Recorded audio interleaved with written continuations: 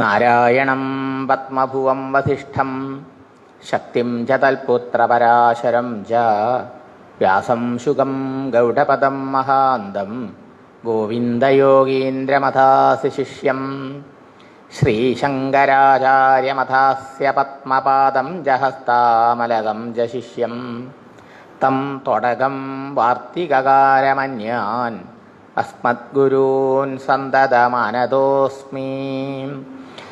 സമസ്തജനകല്യാണേ നിരതം കരുണാമയം നമാമി ചിന്മയം ദേവം സദ്ഗുരും ബ്രഹ്മവിദ്വരം. സച്ചിദാനന്ദരൂപായ വിശ്വോൽപത്യാദിഹേതവേ താപത്രയവിനാശായ ശ്രീകൃഷ്ണായ വയം നുമഃ. മൂകം കരോതി വാചാലം പങ്കും ലംഘയതേ ഗിരിം യത്കൃപാതമഹം വന്ദേ പരമാനന്ദമാധവം. വസുദേവസുതം ദേവം കംസചാണൂരമർദ്ദനം ദേവകീ പരമാനന്ദം കൃഷ്ണം വന്ദേ ജഗദ്ഗുരും. ശ്രീമദ്ഭാഗവതാഖ്യോയം പ്രത്യക്ഷകൃഷ്ണ ഏവ ഹി സ്വീകൃതോऽസി മയാ നാഥ മുക്ത്യർത്ഥം ഭവസാഗരേ. മനോരഥോ മദീയോऽയം സഫലഃ സർവഥാ ത്വയാ നിർവിഘ്നേനൈവ കർത്തവ്യം ദാസോഹം തവ കേശവ. ശുകരൂപപ്രബോധജ്ഞാം സർവശാസ്ത്രവിശാരദാം ഏതത്കഥാപ്രകാശേന മദജ്ഞാനം വിനാശയാം. വന്ദേ നന്ദവ്രജസ്ത്രീണാം പാദരേണുമഭീഷ്ണശാം യാസാം ഹരികഥോൽഗീതം പുനാദിഭുവനത്രയം. നാരായണം നമസ്കൃത്യ നരം ചൈവ നരോത്തമം ദേവീം സരസ്വതീം വ്യാസം തതോ ജയമുദീരയേത്. ശ്രീകൃഷ്ണാശരണം. ഇപ്പോൾ നാരദ മഹർഷിയുടെ സ്വന്തം ജീവിതത്തെ കേൾപ്പിച്ചു വ്യാസർഷിയെ. ഭഗവാന്റെ മഹിമാശ്രവണം, ഭഗവാന്റെ കഥാശ്രവണവും ഭഗവാന്റെ ഗുണഗണങ്ങളുടെ കീർത്തനവും അതുവഴി ഭഗവാനെ സ്മരിക്കാൻ സാധിക്കുക, ഇതാണ് എളുപ്പത്തിൽ ഒരാളുടെ മനസ്സിലെ വാസനകളെ ക്ഷയിപ്പിച്ച് മനസ്സിനെ ശുദ്ധീകരിച്ച് ഈശ്വരഭക്തി വളർത്തി ആത്മജ്ഞാനത്തിലൂടെ ഒരാളെ സംസാരത്തിൽ നിന്ന് മുക്തനാക്കി തീർക്കുന്നത്. ആ ഈശ്വരൻ്റെ മാഹാത്മ്യത്തെയാണ് അങ്ങ് വേണ്ട പോലെ വർണ്ണിക്കാണ്ടിരുന്നത്. എന്നാലോ അർത്ഥകാമങ്ങൾ സമ്പാദിക്കാൻ വേണ്ടി ധർമ്മം അനുഷ്ഠിച്ചോളൂ എന്ന് കാമ്യകർമ്മത്തിനെ പ്രേരിപ്പിക്കുകയും ചെയ്തു, പ്രൊമോട്ട് ചെയ്യുകയും ചെയ്തു മഹാഭാരതത്തിലൂടെ. അത് അന്യായമായി എന്നും തുറന്ന് അടിച്ചു പറഞ്ഞു. നമ്മളോട് പറയാ, വ്യാസനോട് പറഞ്ഞു തെറ്റിദ്ധരിക്കരുത്, നമ്മളോടാ പറയണർത്ഥം. നിങ്ങളും അർത്ഥകാമങ്ങൾക്ക് വേണ്ടി ധർമ്മം അനുഷ്ഠിച്ചു, ജീവിതകാലം മുഴുവൻ കർമ്മം ചെയ്തു, കാര്യമില്ല. അതേ കർമ്മം ഭഗവതർപ്പണമായി ഭഗവാന്റെ പ്രീതിക്ക് വേണ്ടി ചെയ്തിരുന്നെങ്കിൽ ഭക്തി ഉണ്ടായിരുന്നേനെ. അപ്പോൾ ഭക്തി ഉണ്ടാക്കാൻ ഇടയാകാത്ത കർമ്മം കേവല ക്ലേശം മാത്രം, ദേഹപരിശ്രമം മാത്രമാണ് ആവുക. മാത്രമല്ല ധർമ്മം ഒരു സ്വധർമ്മമാകുന്ന കർമ്മത്തെ അനുഷ്ഠിക്കുന്നതും ഈശ്വരഭക്തി ചെയ്യുന്നതും തമ്മിലുള്ള വ്യത്യാസം എടുത്തു പറഞ്ഞു. എന്താ അത്? ഭക്തൻ ഒരുപക്ഷെ സ്വധർമ്മം വെടിഞ്ഞാലും ആ ഭക്തി കൊണ്ട് ഈ ജന്മത്തിൽ തന്നെ മുക്തി കിട്ടിയില്ലെങ്കിലും ആ പൂർവ്വ സംസ്കാരം കൊണ്ട് അതിന് പറ്റിയ ജന്മം കിട്ടി അവിടെ ആ ഭഗവത് ഭജനം തുടരാനും ക്രമേണ ആ ജന്മത്തിൽ ഈശ്വര സാക്ഷാത്കാരം നേടി മുക്തനാവാനും സാധ്യതയുണ്ട്. കിട്ടും, ഉറപ്പാണ്. പക്ഷേ വെറും സ്വധർമ്മം മാത്രം ചെയ്യുന്ന കർമ്മിക്കോ ആ കർമ്മത്തിൻ്റെ ഫലം അനുഭവിക്കാൻ ഉത്കൃഷ്ടവും നികൃഷ്ടവുമായ ശരീരങ്ങൾ മാറി മാറി സ്വീകരിക്കേണ്ടി വരണം. പുണ്യപാപങ്ങളുടെ ഫലം സുഖദുഃഖരൂപേണ മാറി മാറി അനുഭവിച്ച് വീണ്ടും ഈ സംസാരത്തിൽ ജനിച്ചു മരിച്ച് കറങ്ങേണ്ടി വരണു. എന്നാലും അവർക്ക് ഭക്തി വരുന്നില്ല. ഇതാണ് വെറും കർമ്മികളുടെ അഥവാ വെറും ധർമ്മം മാത്രം അനുഷ്ഠിക്കുന്നവരുടെ വ്യത്യാസം. അതുകൊണ്ട് സ്വധർമ്മത്തെ ഭഗവത് പ്രീതികരമായി തീരാൻ സങ്കല്പിച്ചുകൊണ്ട് അനുഷ്ഠിക്കും. ഇതാണ് കർമ്മബന്ധത്തിൽ നിന്ന് മുക്തനാവാനുള്ള വഴി. രോഗം വന്നാൽ രോഗം മാറാൻ ആ രോഗത്തിന് കാരണമായ വസ്തുവിനെ തന്നെ വേറെ പലതും കൂട്ടിച്ചേർത്ത് കൊടുത്താൽ കഴിച്ചാൽ അത് രോഗത്തിന് മരുന്നായി തീരാറില്ലേ? ഇതുപോലെയാണ് സ്വയം കർമ്മം നമുക്ക് വാസനകളെ സൃഷ്ടിച്ചിട്ട് വീണ്ടും ജന്മങ്ങൾക്ക് കാരണമാകും. കർമ്മം ചെയ്തോ വാസന ഉണ്ടാവും. കർമ്മവാസനയാണ് പുതിയ ജന്മത്തിനുള്ള വിത്ത്. അപ്പം ഈ വിത്ത് വരാതിരിക്കണം. കർമ്മം ചെയ്യാണ്ട് ആർക്കും ഇരിക്കാൻ പറ്റില്ല. ജനിച്ചത് കർമ്മം കൊണ്ടാണ്. അപ്പോൾ കർമ്മം ചെയ്യാതെ ആർക്കും ജീവിക്കാൻ പറ്റില്ല. നഹി കശ്ചിത് ക്ഷണമവി ജാതുതിഷ്ഠതി അകർമ്മകൃത എന്ന് ഭഗവാന്റെ പ്രസ്താവനയുണ്ട് ഗീതയിൽ. ഒരു നിമിഷം പോലും ഒരു ജീവിക്കും ഒന്നും ചെയ്യാതിരിക്കാൻ പറ്റില്ല. ദേഹം കൊണ്ടൊന്നും ചെയ്യാണ്ടിരുന്നാൽ കുറച്ചു നേരം ഇരിക്കാം. പക്ഷെ മനസ്സ് വെറുതെ ഇരിക്കുമോ? മനസ്സ് പലതിനെയും ചിന്തിച്ചുകൊണ്ടിരിക്കും, പ്രത്യേകിച്ച് ഈ വിഷയങ്ങളെ. അവൻ കപടാചാരനും മിഥ്യാചാരനാവും. അതുകൊണ്ട് സ്വന്തം കർമ്മത്തെ, ചെയ്യേണ്ടി വരുന്ന കടമകളെയും കർത്തവ്യ കർമ്മങ്ങളെയും ഒക്കെ തന്നെ ഒരാൾ അനുഷ്ഠിക്കണം. പക്ഷെ എങ്ങനെ ചെയ്താലാണ് കർമ്മം ബന്ധനപ്പെടുക? എങ്ങനെ ചെയ്താലാണ് കർമ്മത്തിൽ നിന്ന് മോചനം കിട്ടുക? യജ്ഞാർത്ഥാത് അന്യത്ര കർമ്മണ അയം ലോക കർമ്മബന്ധന. യജ്ഞാർത്ഥാത് കർമ്മണോന്യത്ര. യജ്ഞഭാവനയോടെ അല്ലെങ്കിൽ ഈശ്വരാർപ്പിതമല്ലാതെ ചെയ്യുന്ന കർമ്മം കൊണ്ടാണ് കർമ്മം വാസനാരൂപേണ പുനർജന്മത്തിന് കാരണമായി സുഖദുഃഖരൂപേണ ബന്ധിക്കുന്നത്. അതുകൊണ്ട് തദർത്ഥം കർമ്മകൗന്ദേയ, ഈശ്വരാർപ്പണമായി യജ്ഞാർത്ഥമായി നീ കർമ്മം ചെയ്തോളൂ. അങ്ങനെയാണെങ്കിൽ കർമ്മം ബന്ധനം ഉണ്ടാക്കില്ല എന്ന് മാത്രമല്ല, ഉണ്ടാക്കിയ ബന്ധനത്തെ അഴിക്കുകയും ചെയ്യും, മോചിപ്പിക്കുകയും ചെയ്യുന്ന അർത്ഥം. ഇതാണ് ഭഗവത് അർപ്പിതമായ കർമ്മത്തിൻ്റെയും വെറും കർമ്മത്തിൻ്റെയും വ്യത്യാസം എന്നർത്ഥം. അപ്പോൾ ചുരുക്കത്തിൽ കർമ്മം അങ്ങനെ ഈശ്വരാർപ്പണമായി ചെയ്യുമ്പോൾ അത് നമുക്ക് ഭക്തി ഉണ്ടാകാൻ, അതുകൊണ്ട് മനസ്സ് കുറെ ശുദ്ധാവുമ്പോൾ നമുക്ക് സത്സംഗത്തിൽ താല്പര്യം ഉണ്ടാവും. പുണ്യതീർത്ഥ നിക്ഷേപണാൽ സ്യാൻ മഹൽസേവയാവിപ്ര. അങ്ങനെയുള്ള സൽക്കർമ്മം കൊണ്ട് നമുക്ക് എന്തുണ്ടാവും? മഹാത്മാക്കളെ കാണാനിട വരും. അവരിൽ നിന്നോ ഭഗവാന്റെ കഥകളെ കേൾക്കാനിട വരും. ശൃണ്വതാം സ്വകഥാം കൃഷ്ണ പുണ്യശ്ലോക നിബർഹണ. പുണ്യത്തെ വർദ്ധിപ്പിക്കുകയും പാപത്തെ നശിപ്പിക്കുകയും ചെയ്യുന്ന ഭഗവാന്റെ കഥകൾ കേട്ടാലോ ഹൃദി അന്തസ്തോ ഹ്യഭദ്രാണി വിധുനോതി സുഹൃത്സദാം. മനസ്സിലെ എല്ലാ കൽമഷങ്ങളെയും കാമക്രോധാദികളാവുന്ന ദുർവാസനകളെയൊക്കെ ഈ ഭഗവാൻ കാതിലൂടെ ഉള്ളിൽ കയറി ഭഗവാൻ ഇല്ലാണ്ടാക്കിക്കോളും.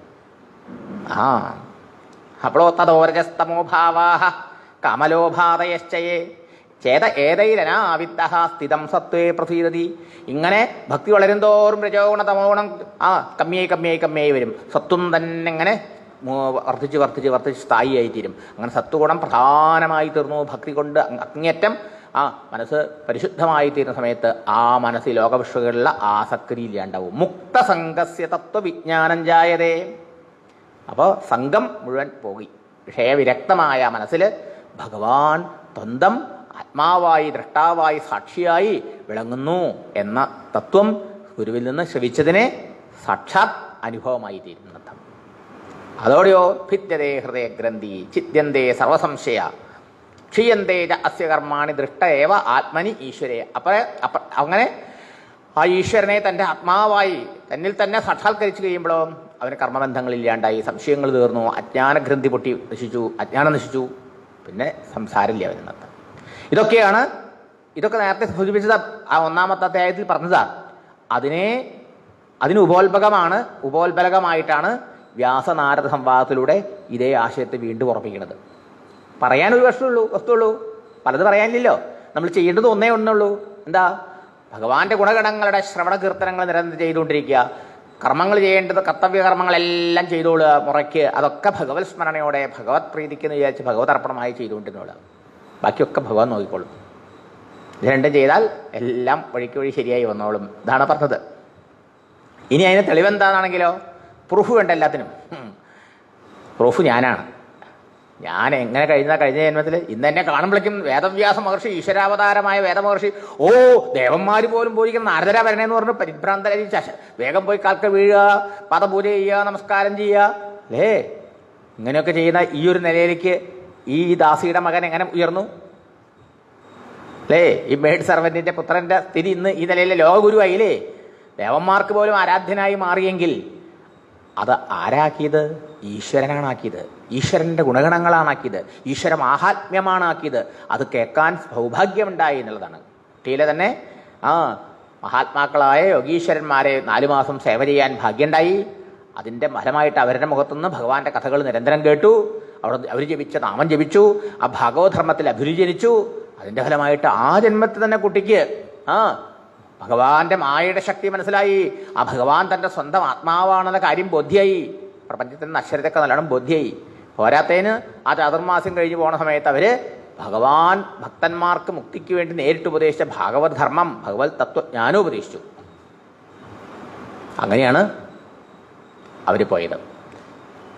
അതുകൊണ്ട് അങ്ങും അപ്രകാരം ചെയ്യൂ എന്നാണ് പറഞ്ഞത്.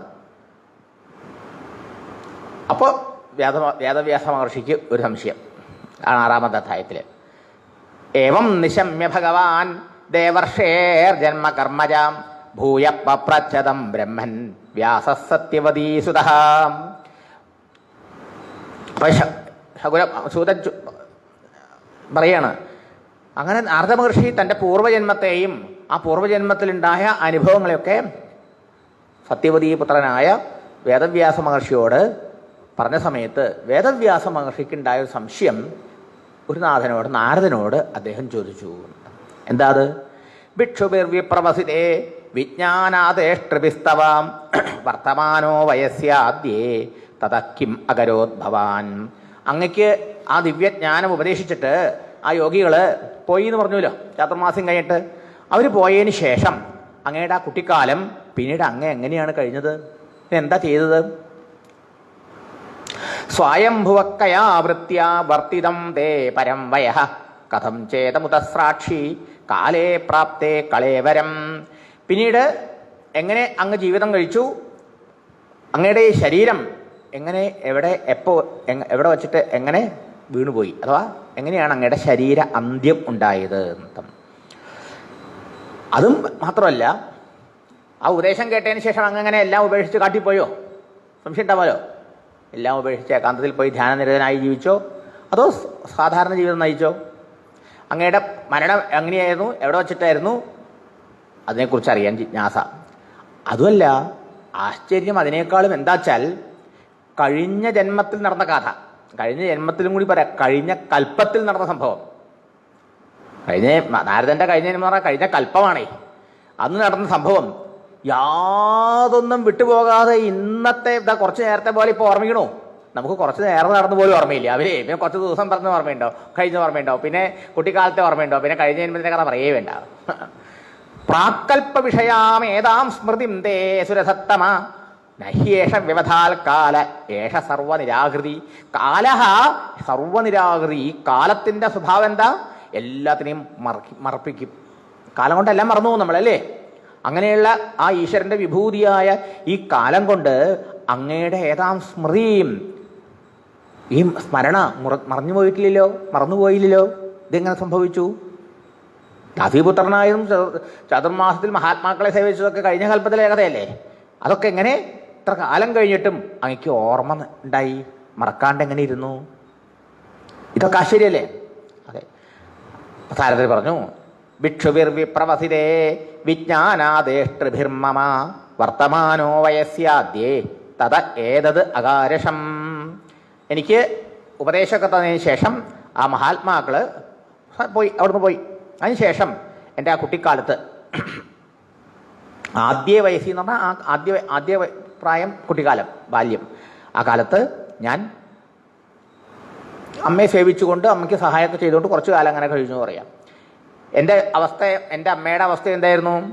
ഏകാത്മജാമേ ജനനി യോഷിന്മൂഢാച കിങ്കരി മൈ ആത്മജേ അനന്യഗതൗ ചക്രേ സ്നേഹാനുബന്ധനം. എനിക്ക് അമ്മയും അമ്മയ്ക്ക് ഞാനും, വേറെ ആരുമില്ല. അമ്മയ്ക്ക് ഏക മകൻ ഞാൻ. ആ അമ്മയാണെങ്കിൽ ഏതോ ബ്രാഹ്മണ കുടുംബങ്ങൾ ജോലി ചെയ്തു, അങ്ങനെ ഏതോ വൈദിക ബ്രാഹ്മണന്റെ പുത്രനായി ജനിച്ചവനാണ് ഞാൻ. ഞങ്ങൾക്ക് വേറെ ആരുമില്ല. ആ അമ്മയ്ക്ക് എന്നോട് അത്യധികം വാത്സല്യവും മമതയും സ്നേഹവും എനിക്ക് അമ്മയോടും അങ്ങനെ ഉണ്ടായിരുന്നു മൊത്തം. അങ്ങനെയുള്ള അമ്മയുടെ സ്നേഹം കൊണ്ട് അമ്മയോടുകൂടെ അമ്മയ്ക്ക് വേണ്ട സഹായങ്ങളൊക്കെ ആവുമ്പോൾ ചെയ്ത് ബാക്കിയുള്ള സമയം മഹർഷിമാർ ഉപദേശിച്ച ആ ജപസാധനകളും ധ്യാന സാധനങ്ങളൊക്കെ അനുഷ്ഠിച്ചുകൊണ്ട് അവിടെ അങ്ങനെ കഴിഞ്ഞു. പറയാണ്, വിദ്വാൻമാർക്ക് പോലും മക്കളിൽ സ്നേഹബന്ധം വളരെ ശക്തമാണ്. അർത്ഥം നമ്മൾ കണ്ടു. വേദവ്യാസ മഹർഷിക്ക് പോലും തൻ്റെ പുത്രവിയോഗം സഹിക്കാൻ പറ്റിയില്ല. പുത്രാന്ന് വിളിച്ചുകൊണ്ട് ശുഗദേവൻ കാട്ടിലേക്ക് ഓടിയ സമയത്ത് പിന്നാലെ ഓടിപ്പോയി എന്നല്ലേ പറഞ്ഞത്. അപ്പോൾ മൂഢന്മാരും പ്രാകൃതന്മാരും സാധാരണക്കാരായയാളുടെ കഥ പറയാനുണ്ടോന്നാണ്. അതും യോഷിൻ മൂഢാജ കിങ്കരി. എൻ്റെ അമ്മയുടെ സ്ഥിതി എന്താ? അമ്മ ഒരു സ്ത്രീ, രണ്ടാമത് മൂഢ അജ്ഞാനിയാണ്, ഒന്നും അറിയാത്തവളാണ്.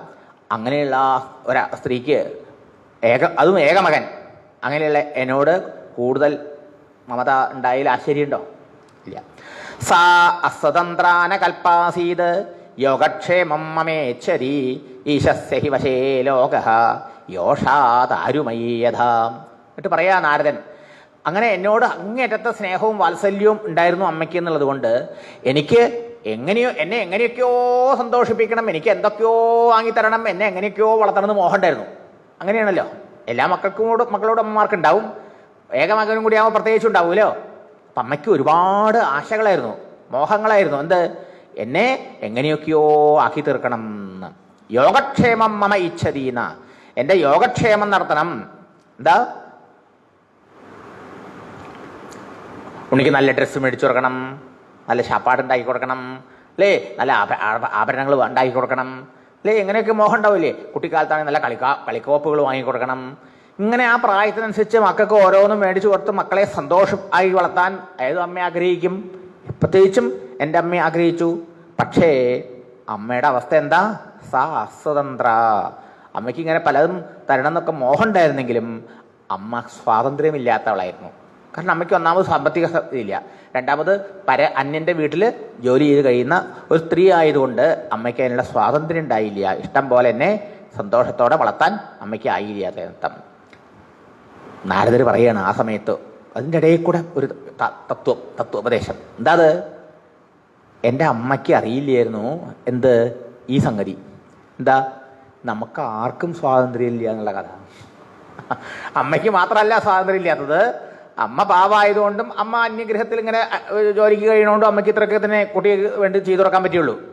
പക്ഷേ അമ്മ മാത്രല്ല, ഈശസ്ഹി വശേ ലോക, സർവേശ്വരൻ്റെ കയ്യിലാണ് നമ്മളെല്ലാവരും. അത്രേ ആ ഈശ്വരാധീനം ജഗൽ സർവം എന്ന് പറയാം. ആ ഭഗവാന്റെ നിയന്ത്രണത്തിലാണ് ഈ പ്രപഞ്ചം മുഴുവനും. യോഷാ ദാരുമയ്യഥാ. എങ്ങനെ? മരം കൊണ്ടുണ്ടാക്കിയ ഒരു രൂപം, ശ്രീരൂപം പോലെ നൃത്തം, മരപ്പാവ നൃത്തം. ഒരു മരപ്പാവയുടെ സ്വാതന്ത്ര്യമുള്ളൂ നമുക്കൊക്കെയാണ് പറയണത്. ആ പാവയെ ചലിപ്പിക്കണത് പാവകളിക്കാരൻ പുറകിൽ ചരട് വയ്ക്കണ്ടാവും. പാവക്കൂത്ത് കണ്ടോ? പാവക്കൂത്തിൽ പാവകൾ കളിക്കും, പക്ഷേ പുറകിൽ ചരട് വലിക്കുന്നതനുസരിച്ചാണ് കളിക്കണത്. ഇതുമാതിരി നമ്മളൊക്കെ മരപ്പാവകളാണ്. ജഡമായിട്ടുള്ള പഞ്ചഭൂത സംഘാതല്ലേ ദേഹം. അതിനെ പ്രവർത്തിപ്പിക്കുന്നത് ആരാ? ഉള്ളിലിരുന്ന് ഭഗവാനാണ്. ഈ പ്രപഞ്ചത്തിൻ്റെ നാഥനും അതുപോലെ സർവചരാചരങ്ങളിൽ അന്തര്യാമിയായിരിക്കുന്ന ഈശ്വരനാണ് എല്ലാവരെ കൊണ്ടും എന്തും ചെയ്യിച്ചുകൊണ്ടിരിക്കുന്നത്. അല്ലെങ്കിൽ നമുക്ക് ആർക്കെങ്കിലും ജീവിതത്തിൽ സങ്കടവും ദുഃഖം ഉണ്ടാവില്ലല്ലോ. നമ്മൾ വിചാരിച്ച കാര്യങ്ങൾ വിചാരിച്ച പോലെ വിചാരിച്ച സമയത്ത് നടന്നു എന്ന് വിചാരിച്ചാൽ നമ്മളൊക്കെ സന്തുഷ്ടരായിരിക്കില്ലേ? അങ്ങനെ നടക്കണമെന്നില്ല എന്നുള്ളതാണല്ലോ നമ്മുടെ നിയന്ത്രണത്തിൽ എല്ലാ ജീവിതവും പ്രവൃത്തികളും അനുഭവങ്ങളും. ഇത് നമുക്ക് അതീതമായ ഒരു ശക്തിയുണ്ട് ഇവിടെ. ആ ശക്തിയാണ് ഈശ്വരൻ. ആ ഈശ്വരനാണ് നമ്മുടെ ഉള്ളിലും അന്തര്യാമിയായിരുന്നു നമുക്ക് ചെയ്യാൻ ശക്തി തരണത്. അല്ലാതെ നമുക്ക് സ്വതന്ത്രമായി ഈശ്വരനെ വിട്ട് സ്വതന്ത്രമായിട്ട് ഒന്നിനും സാമർഥ്യമില്ല. ആ നിലയിൽ നമ്മൾ പാവകളാ, അല്ലേ? അതെ. അപ്പം അങ്ങനെയുള്ള ആ ഭഗവാന്റെ അധീനത്തിലാണ് ഈ പ്രപഞ്ചം മുഴുവനും, സർവരും. ഇതാർക്കും അറിയില്ല. അത് അജ്ഞാനിയായതുകൊണ്ട് എൻ്റെ അമ്മയ്ക്ക് അറിയില്ല. അമ്മയ്ക്ക് വിശേഷിച്ചും ഈ അസ്വാതന്ത്ര്യം നമുക്ക് എല്ലാവർക്കും ഉള്ളതാണ്, അല്ലേ? ഭഗവാന്റെ കയ്യിലെ കളിപ്പാവകളാണുള്ളത്. ഭഗവാൻ പ്രവർത്തിക്കണമായി ചെയ്യാനേ പറ്റുള്ളൂ എന്നുള്ളത്. പക്ഷേ എൻ്റെ അമ്മയ്ക്ക് കൂടുതൽ അസ്വാതന്ത്ര്യം എന്തായിരുന്നു? ദാസിയായിരുന്നു, വേറൊരിടത്തെ വേലക്കാരിയായിരുന്നു. സമയത്തിന് എന്നെ അതാകാൻ പോലും പറ്റില്ല, അല്ലേ? അവരൊക്കെ പറയുന്ന ജോലിയൊക്കെ കഴിഞ്ഞതിന് ശേഷമല്ലേ കുട്ടിയെ നോക്കാൻ പറ്റുള്ളൂ. അങ്ങനെയുള്ള പാരതന്ത്ര്യം കൂടിയും അമ്മയ്ക്ക് കൂടുതലുണ്ടായിരുന്നു അർത്ഥം. അഹം ചതത് ബ്രഹ്മകുലേ ഊഷിവാൻ തദവേക്ഷയാ ദിഗ്ദേശകാല ഉൽപ്പന്നോ ബാലക പഞ്ചഹായനഹാം. എനിക്കൊന്നും അറിയില്ലല്ലോ, 5 വയസ്സായ കുട്ടിയെ ഞാനെന്ന്.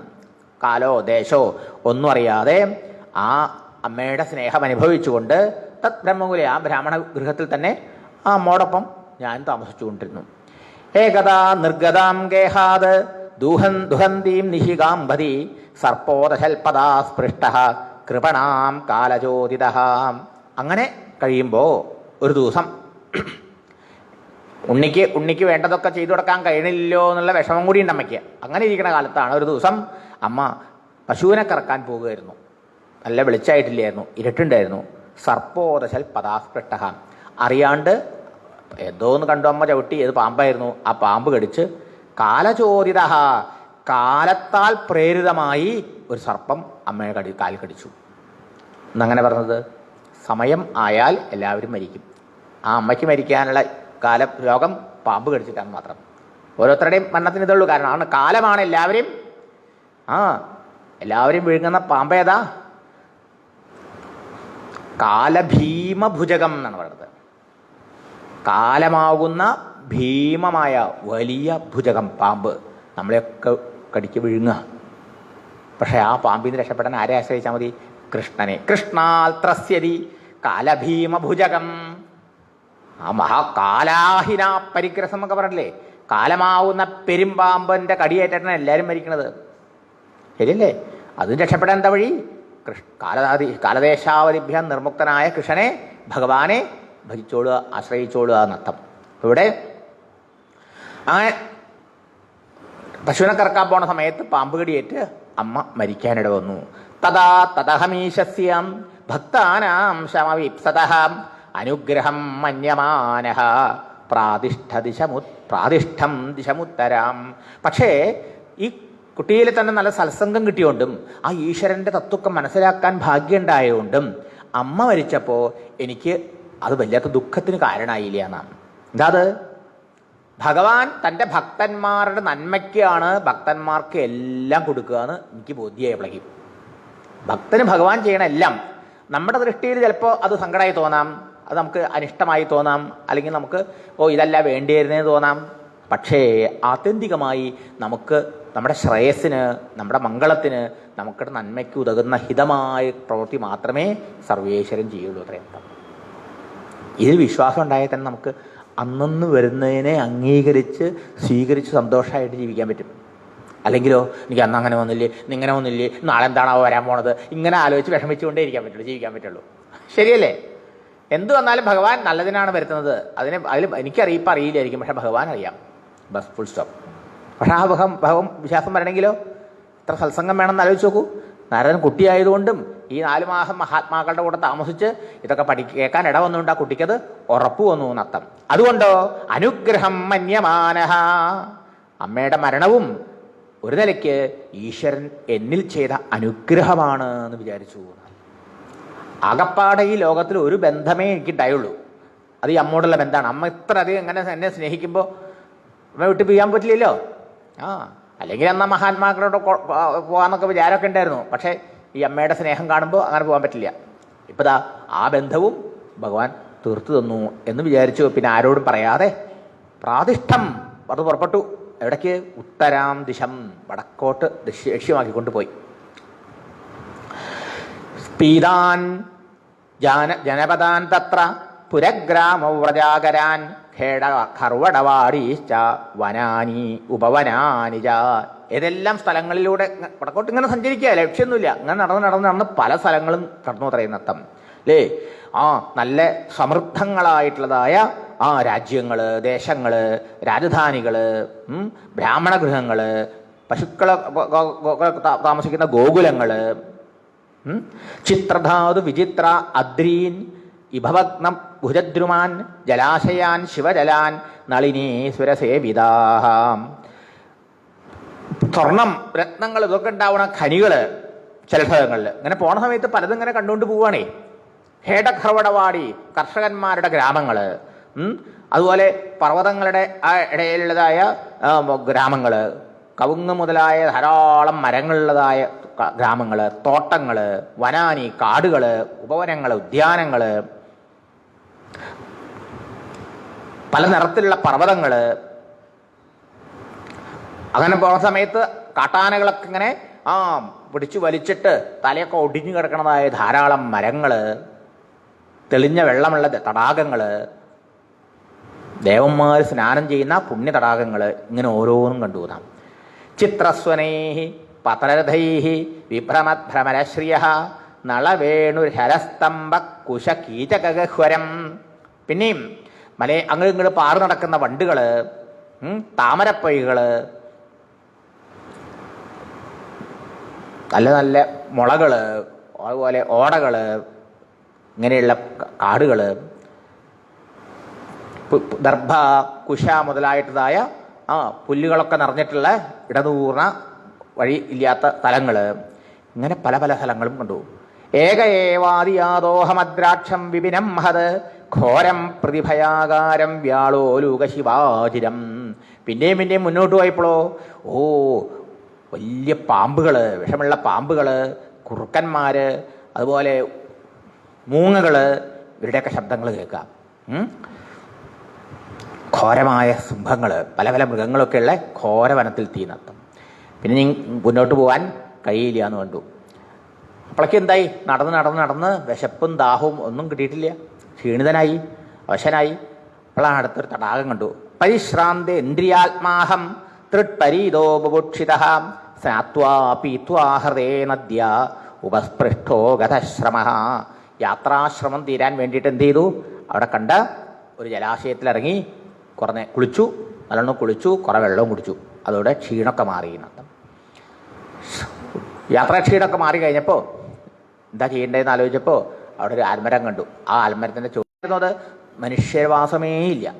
മനുഷ്യരുടെ യാതൊരു ശബ്ദ കോലാഹലോ അല്ലെങ്കിൽ മനുഷ്യരുടെ വാസമേ ഇല്ലാത്ത ആ ഏകാന്തമായ ആ കാട്ടിൽ അതിമനോഹരമായിട്ടതായ പിപ്പലം, ഒരു അശ്വത്ഥ വൃക്ഷം കണ്ടു. അത് കണ്ടപ്പോൾ ഉടനെ ഭഗവാന്റെ ധ്യാനിക്കാനുള്ള വിചാരം വന്നു. അതിന് ചോട്ടിൽ കയറിയിരുന്ന് തൻ്റെ ഹൃദയസ്ഥം ആത്മസ്ഥം ആത്മാനം അചിന്തയം. എല്ലാവരുടെയും ഉള്ളിൽ ഭഗവാൻ എങ്ങനെയിരിക്കണത്? ആത്മാവായിട്ടിരിക്കുക. നമ്മുടെയൊക്കെ ആത്മാവ് ഭഗവാനാണ്. ആ ഭഗവാനെ ധ്യാനിച്ചു. എങ്ങനെ ധ്യാനിച്ചു? ആരാ ധ്യാനിക്കാനുള്ള വഴിയൊക്കെ പറഞ്ഞു കൊടുത്ത്? യഥാശ്രുതം അചിന്തയത്, ഗുരുനാഥന്മാരിൽ നിന്ന് കേട്ട പോലെ. ധ്യാനിക്കണേ എന്ത് ചെയ്യണം? യഥാശ്രുതം അചിന്തയം എന്ന. അപ്പോൾ ആദ്യം തന്നെ ഭഗവാനെക്കുറിച്ച് കേൾക്കണം. ധ്യാനത്തിന് മുമ്പ് ധാരാളം ശ്രവണം ചെയ്യണം എന്നർത്ഥം. ശ്രവണാനന്തരം ആണ് ധ്യാനം പടം. ഇപ്പോൾ 4 മാസത്തെ സത്സംഗത്തിലൂടെ ഗുരുനാഥന്മാരിൽ നിന്ന് ഭഗവാനെ മനസ്സിലാക്കിയല്ലോ. ആ പ്രകാരം ഹൃദയത്തിൽ ഭഗവാനെ ധ്യാനിക്കാൻ തുടങ്ങി. അങ്ങനെ ധ്യാനിച്ചുകൊണ്ടിരുന്നപ്പോഴോ വേറെ മനസ്സിൽ യാതൊരു ചിന്തകളും ഇല്ലല്ലോ കുട്ടിക്ക്. ഭഗവാൻ എന്നുള്ള മാത്രമേ വിചാരമില്ലേ ഉള്ളൂ. അതുകൊണ്ട് ഭഗവാൻ വേഗം ഉള്ളിൽ പ്രകാശിച്ചു, തെളിഞ്ഞു വിളങ്ങിയെന്നാണ്. ധ്യായതശ്ചരണാംഭോരം ഭാവനിർജിത ചേതസ ഔത്കണ്ഠ്യ അശ്രുകലാക്ഷസ്യാം ഹൃത്യാസീന്മേഷനൈർഹരീം.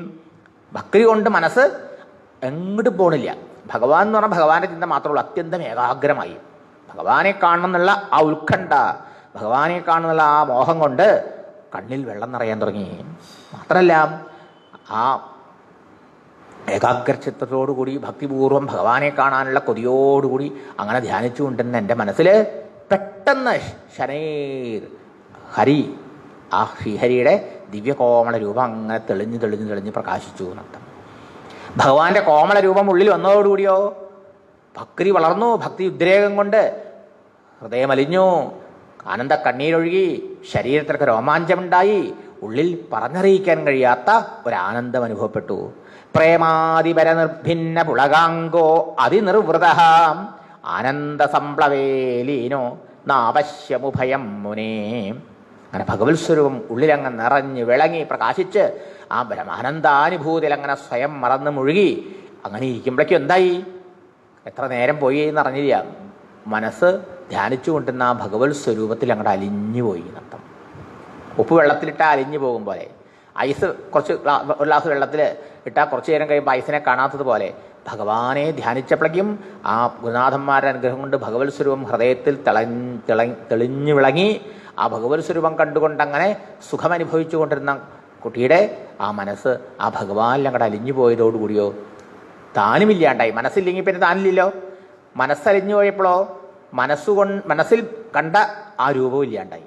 ന അപശ്യം ഉഭയം, ഉഭയം ന പശ്യം, അപശ്യം രണ്ടും കാണാണ്ടായി. രണ്ട് വെച്ചാലോ ഭഗവാന്റെ രൂപവും മറഞ്ഞു, താനും മറഞ്ഞു, താനും ഇല്ലാണ്ടായി. ധ്യാതാവുമില്ല, ധ്യേയവും ഇല്ല. പിന്നെ ധ്യാനം ഉണ്ടോ? ഇല്ല. അതിൻ്റെ പേരാണ് ഈശ്വരാനുഭൂതി എന്ന്. തമാധിരിത്യപതീയതയെന്ന ധ്യാനേ പരിത്യജ്യ ക്രമാൽ ധ്യേയൈക ഗോചരം നിവാദദീപവശ്ചിത്തം സമാധിരഭിധീയതേ. സമാധിയെക്കുറിച്ച് ശാസ്ത്രങ്ങളിൽ പറഞ്ഞേക്കണം എങ്ങനെയാ ആദ്യ സമയത്ത് നമ്മളുണ്ട്, നമ്മുടെ ഉള്ളിൽ ധ്യാനിക്കുന്ന കൃഷ്ണരൂപമുണ്ട്. കൃഷ്ണനെ ധ്യാനിക്കുന്ന ഒരാൾ മനസ്സങ്ങനെ കൃഷ്ണൻ രൂപം കണ്ടുകൊണ്ട് ഇരിക്കുമ്പോൾ എന്തായി? ആ കൃഷ്ണനുമുണ്ട്, കൃഷ്ണനെ കണ്ടുകൊണ്ടിരിക്കുന്ന നമ്മളുമുണ്ട്, ധ്യാനിക്കുന്ന നമ്മളുമുണ്ട്, ധ്യാതാവുണ്ട്, ധ്യേയമായ ഭഗവാനുമുണ്ട് അല്ലേ? ആ ധ്യാനത്തിൽ എന്തുണ്ടാവണു? ആ ഭഗവാന്റെ രൂപം ഉള്ളിൽ വന്ന ആൾക്ക് പ്രേമഭക്തി കൊണ്ട് ഹൃദയമലിയും, അനന്ത കണ്ണീരുണ്ടാവും, ശരീരത്തിൽ രോമാഞ്ചം ഉണ്ടാവും. അതൊക്കെ ഭക്തിയുടെ ലക്ഷണങ്ങളാണ്. അങ്ങനെ ആ മനസ്സ് ഭഗവാനിൽ തന്നെ അങ്ങോട്ട് അലിഞ്ഞു പോകുക എന്നുള്ളൊരു നില വരും. ആ നിലയിലോ ധ്യാതാവുണ്ടോ? പിന്നെ മനസ്സാണ് രണ്ടുമായത് അല്ലേ? ഞാനും ധ്യാനിക്കപ്പെടുന്ന ഭഗവത് രൂപവുമായി നിൽക്കുന്നത് മനസ്സ് തന്നെ രണ്ടായി പിരിഞ്ഞ് നിൽക്കുന്നത്. ഉള്ളിലൊരു ദൃശ്യമായിട്ടിരിക്കുക, ദ്രഷ്ടാവായ താനും ദൃശ്യമായ ഭഗവത് സ്വരൂപം. ആ മനസ്സേ അലിഞ്ഞു പോയാലോ? രണ്ടിലും ഉഭയം നാപശ്യം, രണ്ടും ഇല്ലാണ്ടായി. ഉഭയം രണ്ടും. ധ്യാനേ പരിത്യജ്യ, ധ്യാനവും ധ്യാതാവ് വിലയിക്കുന്നതോടുകൂടി, മനസ്സ് ലയിക്കുന്നതോട് ധ്യാതാവില്ലാണ്ടായി, ധ്യാനിക്കുന്നവനില്ലാണ്ടായി. അതോടുകൂടിയോ ധ്യാനിക്കുന്നവരില്ലെങ്കിൽ ധ്യാനമുണ്ടോ? ധ്യാനപ്രക്രിയ നിലച്ചു. അവ ധ്യാനിക്കുന്നവനുമില്ല, ധ്യാനമില്ലെങ്കിൽ പിന്നെ ധ്യേയം എന്ന് പറയാൻ വസ്തു ഉണ്ടോ? ധ്യേയവസ്തു പറഞ്ഞു. ആ അവസ്ഥ ത്രിപുടി എന്നാണ് ഇതിന് പറയാ. എന്താ? ധ്യാനിക്കുന്ന ആള്, ധ്യാനിക്കുന്ന വസ്തു, ധ്യാനിക്കല്. ഇതിന് മൂന്നുണ്ടല്ലോ, അതിന് ത്രിപുടി എന്ന്. ഈ ത്രിപുടി ഉള്ളപ്പോൾ ഈ അനുഭൂതി വന്നിട്ടില്ല. ത്രിപുടി മുടിയണം. ത്രിപുടി മുടിഞ്ഞാൽ പിന്നെ അവന് ഈശ്വര സാക്ഷാത്കാരായി, ജീവൻമുക്തനായി. ആ അവസ്ഥ വന്നു ഭാരതന്. ന അപശ്യമുഭയം മുനേ നത്തം. ആ ആനന്ദ സംപ്ലവേ ലീനഃ, ആ പരമാനന്ദത്തിൽ മുഴുകി ഞാൻ. ആ പരമാനന്ദത്തിൽ അങ്ങനെ മുഴുകിയിരിക്കുന്ന സമയത്ത് മനസ്സലിഞ്ഞു പോയി. എന്നെയും ഞാനും പിന്നെ എനിക്ക് ഒന്നും ഓർമ്മിക്കുന്ന ഞാനില്ലാണ്ടായി. ഭഗവത് സ്വരൂപം പറഞ്ഞു. അതോടെ പിന്നെ ലോകത്തെ കാണാൻ ആളുണ്ടോ? കാടിനെയോ, കാട്ടിലാണ് ഇരിക്കുന്നത്, ധ്യാനിക്കുകയാണ് ഞാൻ എന്ന് ഓർമ്മിക്കാൻ ആളുണ്ടോ? ഒന്നുമില്ല. ഒരു ശൂന്യാവസ്ഥ പോലെ. എന്നാ ശൂന്യാണോ? അല്ലാനും നമ്മുടെ ഈ അവസ്ഥയെ നോക്കിയാൽ അതിനൊരു ശൂന്യാവസ്ഥ പോലെ തോന്നൂലേ? അങ്ങനെയല്ല. പിന്നെ എവിടെയാണ് മനസ്സലിഞ്ഞു പോയത്? ഭഗവാനില്ല. ആനന്ദസ്വരൂപനായി, സച്ചിദാനന്ദസ്വരൂപനായി, ചിന്മയനായ ഭഗവത് സ്വരൂപത്തിലാണ് നമ്മുടെ മനസ്സും നമ്മളും അലിഞ്ഞ് ഒന്നായി തീർന്നത്. നമ്മൾ ഭഗവാനിൽ വിലയിക്കുകയാണ് ആ സമയത്ത്. ധ്യാനിക്കുന്ന സാധകൻ ഭഗവാനിൽ ലയിച്ച് ഏകീഭവിച്ച് ഒന്നായി തീരുന്ന അവസ്ഥയാണ് ഈശ്വരാനുഭൂതി. ആ അനുഭൂതി എത്ര മനോഹരമായി ഇവിടെ പറഞ്ഞു. ഭാരതൻ്റെ ആ കുട്ടിയുടെ അനുഭവത്തിലൂടെ ഒന്നും കണ്ടില്ല എന്നർത്ഥം, എല്ലാം മറന്നിരുന്നു. എപ്പോഴും അതിലിരിക്കില്ലല്ലോ. ആ സമാധിയിൽ നിന്ന് പിന്നെ ഉണർന്നു വരും. വ്യുത്ഥാനദശ എന്ന് പറയാം. സദാ 24 മണിക്കൂർ ധ്യാനം ആ സമാധിയിൽ ഇരിക്കില്ല. അത് ആർക്കും പറ്റില്ല. അങ്ങനെ അധികം ഇരുന്ന് കഴിഞ്ഞാൽ പിന്നെ ശരീരം വീണ്ടും ഒന്നില്ല നിൽക്കില്ല. അവിടുന്ന് ഉണർന്നു വരും. അങ്ങനെ വീണ്ടും ഉണർന്നു. രൂപം ഭഗവതോ യത്തത് മനഃകാന്തം ശുചാപഹം അപശ്യൻ സഹസോത്തസ്തേ വൈക്ലവ്യാത ദുർമന ഇവ. ആ ധ്യാനത്തിൽ നിന്ന് ഉണർന്നു വന്നപ്പോൾ ഓ സങ്കടായി. എന്താ? ഭഗവാന്റെ രൂപവും മറഞ്ഞു. അതുവരെ അനുഭവിച്ച ആ പരമാനന്ദവും നഷ്ടപ്പെട്ടു. അപ്പോഴോ വൈക്ലവ്യാത്, അത്യധികം ആ സങ്കടം, ആ ഭഗവാനെ കാണാനുള്ള പാരവശ്യം, മനസ്സന്തോഷം നഷ്ടമായില്ലത്. അപ്പോൾ വല്ലാത്ത വിഷമവും സങ്കടമൊക്കെ തോന്നിയിട്ട് വീണ്ടും വീണ്ടും മനസ്സിനെ ഏകാഗ്രപ്പെടുത്തി ആ ഭഗവാന്റെ രൂപത്തെ ഉള്ളിൽ കാണാനും അങ്ങനെ ധ്യാനിക്കാനും ശ്രമിച്ചു. ദിദൃക്ഷുസ്തതഹം ഭൂയഹം പ്രണിധായ മനോഹൃതി വീക്ഷമാണോ വിനാവശ്യം അവിതൃപ്ത ഇവാതുര. മതി വന്നില്ല അത്രേ. ആ ഭഗവാനെ അവിടെ കണ്ട ആനന്ദം അങ്ങനെ അനുഭവിച്ച് മതി വന്നില്ല. അവിതൃപ്ത, തൃപ്തി വരാത്തവനെ മാതിരി നർത്ഥം. മതി വന്നില്ല. ആതുരഹ, അത്യധികം ദുഃഖിതനായിട്ട്, ഓ ഞാൻ വീണ്ടും ഭഗവാനെ കാണാനുള്ള മോഹം കൊണ്ട്, ആ ദിദൃക്ഷുഹു, വീണ്ടും കാണാനുള്ള മോഹം കൊണ്ട്, പുനഃ വീണ്ടും മനഃ ഹൃദയസമാധായ, മനസ്സിനെ വീണ്ടും ഏകാഗ്രപ്പെടുത്തിക്കൊണ്ട് ആ ഭഗവത് രൂപം കാണാൻ ശ്രമിച്ചു. പക്ഷേ വീക്ഷമാണോഭി, അങ്ങനെ ഞാൻ ഭഗവാനെ ധ്യാനിച്ചു എങ്കിലും കാണാൻ സാധിച്ചില്ല. പിന്നെ ഏവം യദന്തം വിജനെ മമാഹാഗോചരോ ഗിരാം ഗംഭീരശ്രഷ്ണയാ വാച ശുച പ്രശമയന്നിവ. നോക്കൂ, ആ ആദ്യത്തെ അനുഭവം ഈ സാധകന്റെ മിടുക്കുകൊണ്ടുണ്ടായതല്ല, ആണോ? ഭാരതന്റെ സാമർഥ്യം കൊണ്ടുണ്ടായതല്ല. പിന്നെയോ ആ മഹാത്മാക്കളുടെ കൃപ കൊണ്ടുണ്ടായതാ, ഭഗവാന്റെ അനുഗ്രഹം കൊണ്ടുണ്ടായതാ. പിന്നെ സ്വന്തം നിലയ്ക്ക് എത്ര ശ്രമിച്ചിട്ടും പിന്നെ ഭഗവാന്റെ രൂപം മനസ്സിൽ വന്നതുമില്ല, ആ ദിവ്യാനുഭൂതി ഉണ്ടായതുമില്ല. പക്ഷേ ആ ഭഗവാനെ കാണണം, ആ ദിവ്യാനുഭൂതി വേണം എന്നുള്ള ആത്മാർത്ഥമായ ആഗ്രഹത്തെ ഭഗവാൻ അറിഞ്ഞു. എന്താ കാരണം? ഭഗവാൻ നമ്മുടെ സങ്കല്പത്തെ കാണുന്നുണ്ടല്ലോ, അല്ലേ? മനസ്സിനെ, ചിന്തകളെ സാക്ഷിയായി കണ്ടുകൊണ്ടിരിക്കണ്ടല്ലോ. നമുക്ക് ഭഗവാനെ കാണുന്ന ആത്മാർത്ഥമായ മോഹം ഉണ്ടെങ്കിൽ അത് ഭഗവാൻ അറിയില്ലേ? ഇവിടുത്തെ ഈ കുട്ടി അത്യധികം ദുഃഖിതനായി, സങ്കടപ്പെട്ടുകൊണ്ട് ഭഗവാനെ എനിക്ക് കാണാനായില്ലല്ലോ എന്ന് വിചാരിച്ച് വിഷമിച്ചുകൊണ്ട് വീണ്ടും വീണ്ടും പരിശ്രമിച്ച് നിരാശപ്പെട്ട സമയത്ത് എന്നെ ശുചപ്രശമയന്നിവ, എന്നെ സമാധാനിപ്പിച്ചുകൊണ്ട് എൻ്റെ സങ്കടത്തെ നീക്കിക്കൊണ്ട് ഒരാകാശവാണി ഉണ്ടായിരുന്നു. ഭഗവാന്റെ ശബ്ദം ഞാൻ കേട്ടു. ഗംഭീരശ്ലഷ്ണയാവാച, അതിഗംഭീരമായ സ്പഷ്ടവും സ്ഫുടവുമായ ഭഗവാന്റെ വാക്കുകൾ ഞാൻ കേട്ടു. അത് കേട്ടപ്പോഴോ ശുചപ്രശമയന്നിവ, എൻ്റെ ദുഃഖം ഇല്ലാണ്ടായി. എൻ്റെ ദുഃഖത്തെ ശമിപ്പിക്കുന്നതായിരുന്നു അത്. എന്താ ആ ഭഗവാന്റെ അശരീരിയിൽ കേട്ടത്? ഹന്താസ്മിൻ ജന്മനി ഭവാൻ നമാം ദ്രഷ്ടുമിഹാർഹതി അയുവക്വകഷായാണാം ദുർദർശോഹം കുയോഗിനാം. ഭഗവാന്റെ വാക്ക് എങ്ങനെയുള്ളതാ? അഗോചരം, വാക്കുകൾക്ക് വിഷയമല്ലാത്തതാണ് ഭഗവത് സ്വരൂപം. ഇന്ദ്രിയങ്ങളെ കൊണ്ടോ മനസ്സുകൊണ്ടോ ഒന്നും അറിയാനും പറയാനും പറ്റാത്തതല്ലേ. ആ രൂപം ആകാശത്തിൽ അരൂപമായി നിന്നിട്ട് ശബ്ദിച്ച ശബ്ദത്തിൻ്റെ പേരാണ് അശരീരി എന്ന്. കുട്ടി, അസ്മിൻ ജന്മനി, ഈ ജന്മത്തിൽ മാം ദ്രഷ്ടും, എന്നെ കാണാൻ അർഹതി, നിനക്കാവില്ല. ഈ ജന്മത്തിൽ നിനക്ക് എന്നെ കാണാനുള്ള പക്വത, അർഹത ആയിട്ടില്ല. അതുകൊണ്ട് ഈ ജന്മത്തിൽ നിനക്ക് ഇനി എൻ്റെ ദർശനം ഉണ്ടാവില്ല എന്നർത്ഥം. ആശ്ചര്യം. എന്താ കാരണം?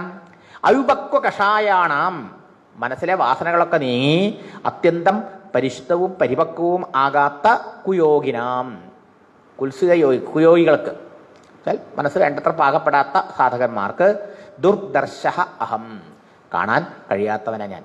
മനസ്സ് അത്യന്തം പരിശുദ്ധമായവർക്ക് മാത്രമേ ഭഗവത് ദർശനം ഉണ്ടാവുള്ളൂ. ഉണ്ടായാൽ തന്നെ ഗുരുനാഥന്മാരുടെ അല്ലെങ്കിൽ മഹാത്മാക്കളുടെ അനുഗ്രഹം കൊണ്ട് ഒരിക്കൽ ഉണ്ടായാൽ തന്നെ ആ അനുഭൂതി സ്ഥിരമായി നിൽക്കുമെന്നർത്ഥം. അപ്പം ഇപ്പോൾ നിനക്ക് എന്നെ ഇനി കാണാനുള്ള അർഹത ആയിട്ടില്ല. അപ്പോൾ പിന്നെ എനിക്ക് അർഹതയില്ലെങ്കിൽ എനിക്ക് ഒരു പ്രാവശ്യം കാണാൻ സാധിച്ചത് എങ്ങനെയാണ്? അതിന് കാരണമുണ്ട്. അത് നിന്നോടുള്ള കൃപ കൊണ്ട് ഞാൻ ചെയ്തു തന്നതാ. സഹൃത് യത് ദർശിതം രൂപം ഏതത് കാമായ തേനഘ മത്കാമ ശനകൈ സാധു സർവാൻ മുഞ്ചതി ഹൃച്ഛയാൻ.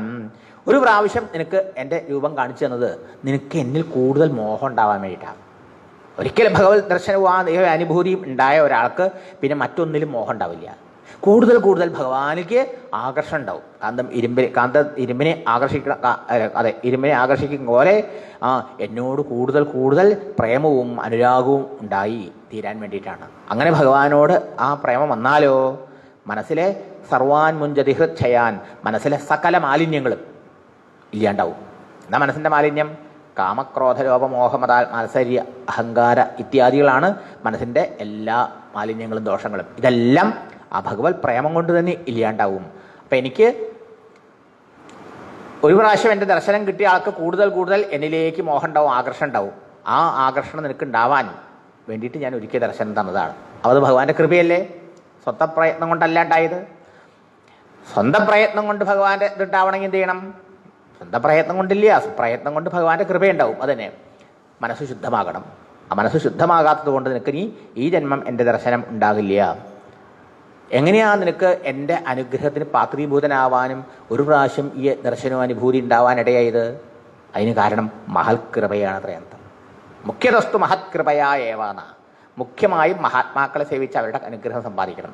പറയണു സൽസേവയാ ദീർഘയാതേ ജാതാമൈ ദൃഢാമധി ഹിത്വാപദ്യമിമം ലോകം ഗന്ധാമജ്ജനതാമസി. വെറും ഒരു ദാസിയുടെ മകനായിരുന്ന ഈ കുട്ടിക്ക് എന്തെങ്കിലും ഈശ്വരകാര്യം അറിയായിരുന്നോ? ഈശ്വരമഹിമ അറിയുമായിരുന്നോ? ഒന്നും അറിയാത്തൊരു കുട്ടിയായിരുന്നു ഇല്ലേ? ആയിരുന്നു. പക്ഷേ ദീർഘകാലത്തെ, വളരെ കാലത്തെ ആ മഹാത്മാക്കളുടെ സേവ കൊണ്ട് 4 മാസം അവരുടെ കൂടെ താമസിച്ച് രാവും പകലും അവർക്ക് വേണ്ട സേവനം ചെയ്ത് അവരുടെ മുഖത്തുനിന്ന് എൻ്റെ ഗുണഗണങ്ങളും മഹിമകളും കേട്ട് കേട്ട് കേട്ട് കേട്ട് നിനക്ക് എന്നിൽ പ്രേമുണ്ടായി, എന്നെ അടയണമെന്ന് മോഹമുണ്ടായി, എൻ്റെ ദർശനത്തിന് ആഗ്രഹമുണ്ടായി. അങ്ങനെ നിൻ്റെ മനസ്സ് ഭക്തി കൊണ്ട് എന്നിൽ ഉറച്ചു. ആ മഹാത്മാക്കളുടെ അനുഗ്രഹം കൊണ്ടാണ് നിനക്ക് നിൻ്റെ ബുദ്ധി എന്നിൽ ഉറയ്ക്കാൻ, നിൻ്റെ മനസ്സ് എന്നിൽ ഉറയ്ക്കാൻ ഇടവന്നത്. ഇനിയോ ഈ ജന്മത്തിൽ നിനക്ക് എന്നെ കാണാൻ സാധിച്ചില്ലെങ്കിലും ഈ ജന്മം കഴിഞ്ഞാൽ അടുത്ത ജന്മത്തിൽ നിനക്ക് എൻ്റെ ദർശനം ഉണ്ടാവുമെന്ന് മാത്രമല്ല, നീ എൻ്റെ പാർഷദനായി തീരും എന്നും ഭഗവാൻ പറഞ്ഞ് അനുഗ്രഹിച്ചു. മജ്ജനതാം, എൻ്റെ സ്വന്തം ആളായി മാറും നീ. ഭഗവാന്റെ ജനമാവും. ഭഗവാന്റെ ജനം എന്ന് പറഞ്ഞാൽ ഭഗവാന്റെ സ്വന്തം ആള്, ഭഗവാന്റെ പാർഷദൻ. അപ്പോൾ ഈ ശരീരം, പ്രാരബ്ധ ശരീരം പോണവരെ നീ ഭഗവാനെ നാമം ജപിച്ചും ഭഗവത് കഥകൾ പറഞ്ഞും കേട്ടൊക്കെ സഞ്ചരിച്ചോളൂ. അങ്ങനെ പാകപ്പെട്ടു കഴിഞ്ഞാൽ ഈ ശരീരം വീണ് അവസാനം നിനക്ക് എൻ്റെ അടുത്ത് എത്താറായി തീരും. മതിർമയി നിബദ്ധേയം ന വിപദ്യേതകർഹിജിത് പ്രജാസർഗ നിരോധേവി സ്മൃതിശ്ച മദനുഗ്രഹാത്. ഒന്നും കൂടി പറഞ്ഞു ഭഗവാൻ, ഈ ജന്മം കഴിഞ്ഞാൽ നീ എൻ്റെ അടുത്തെത്തും, എൻ്റെ പാർഷദനായി തീരും.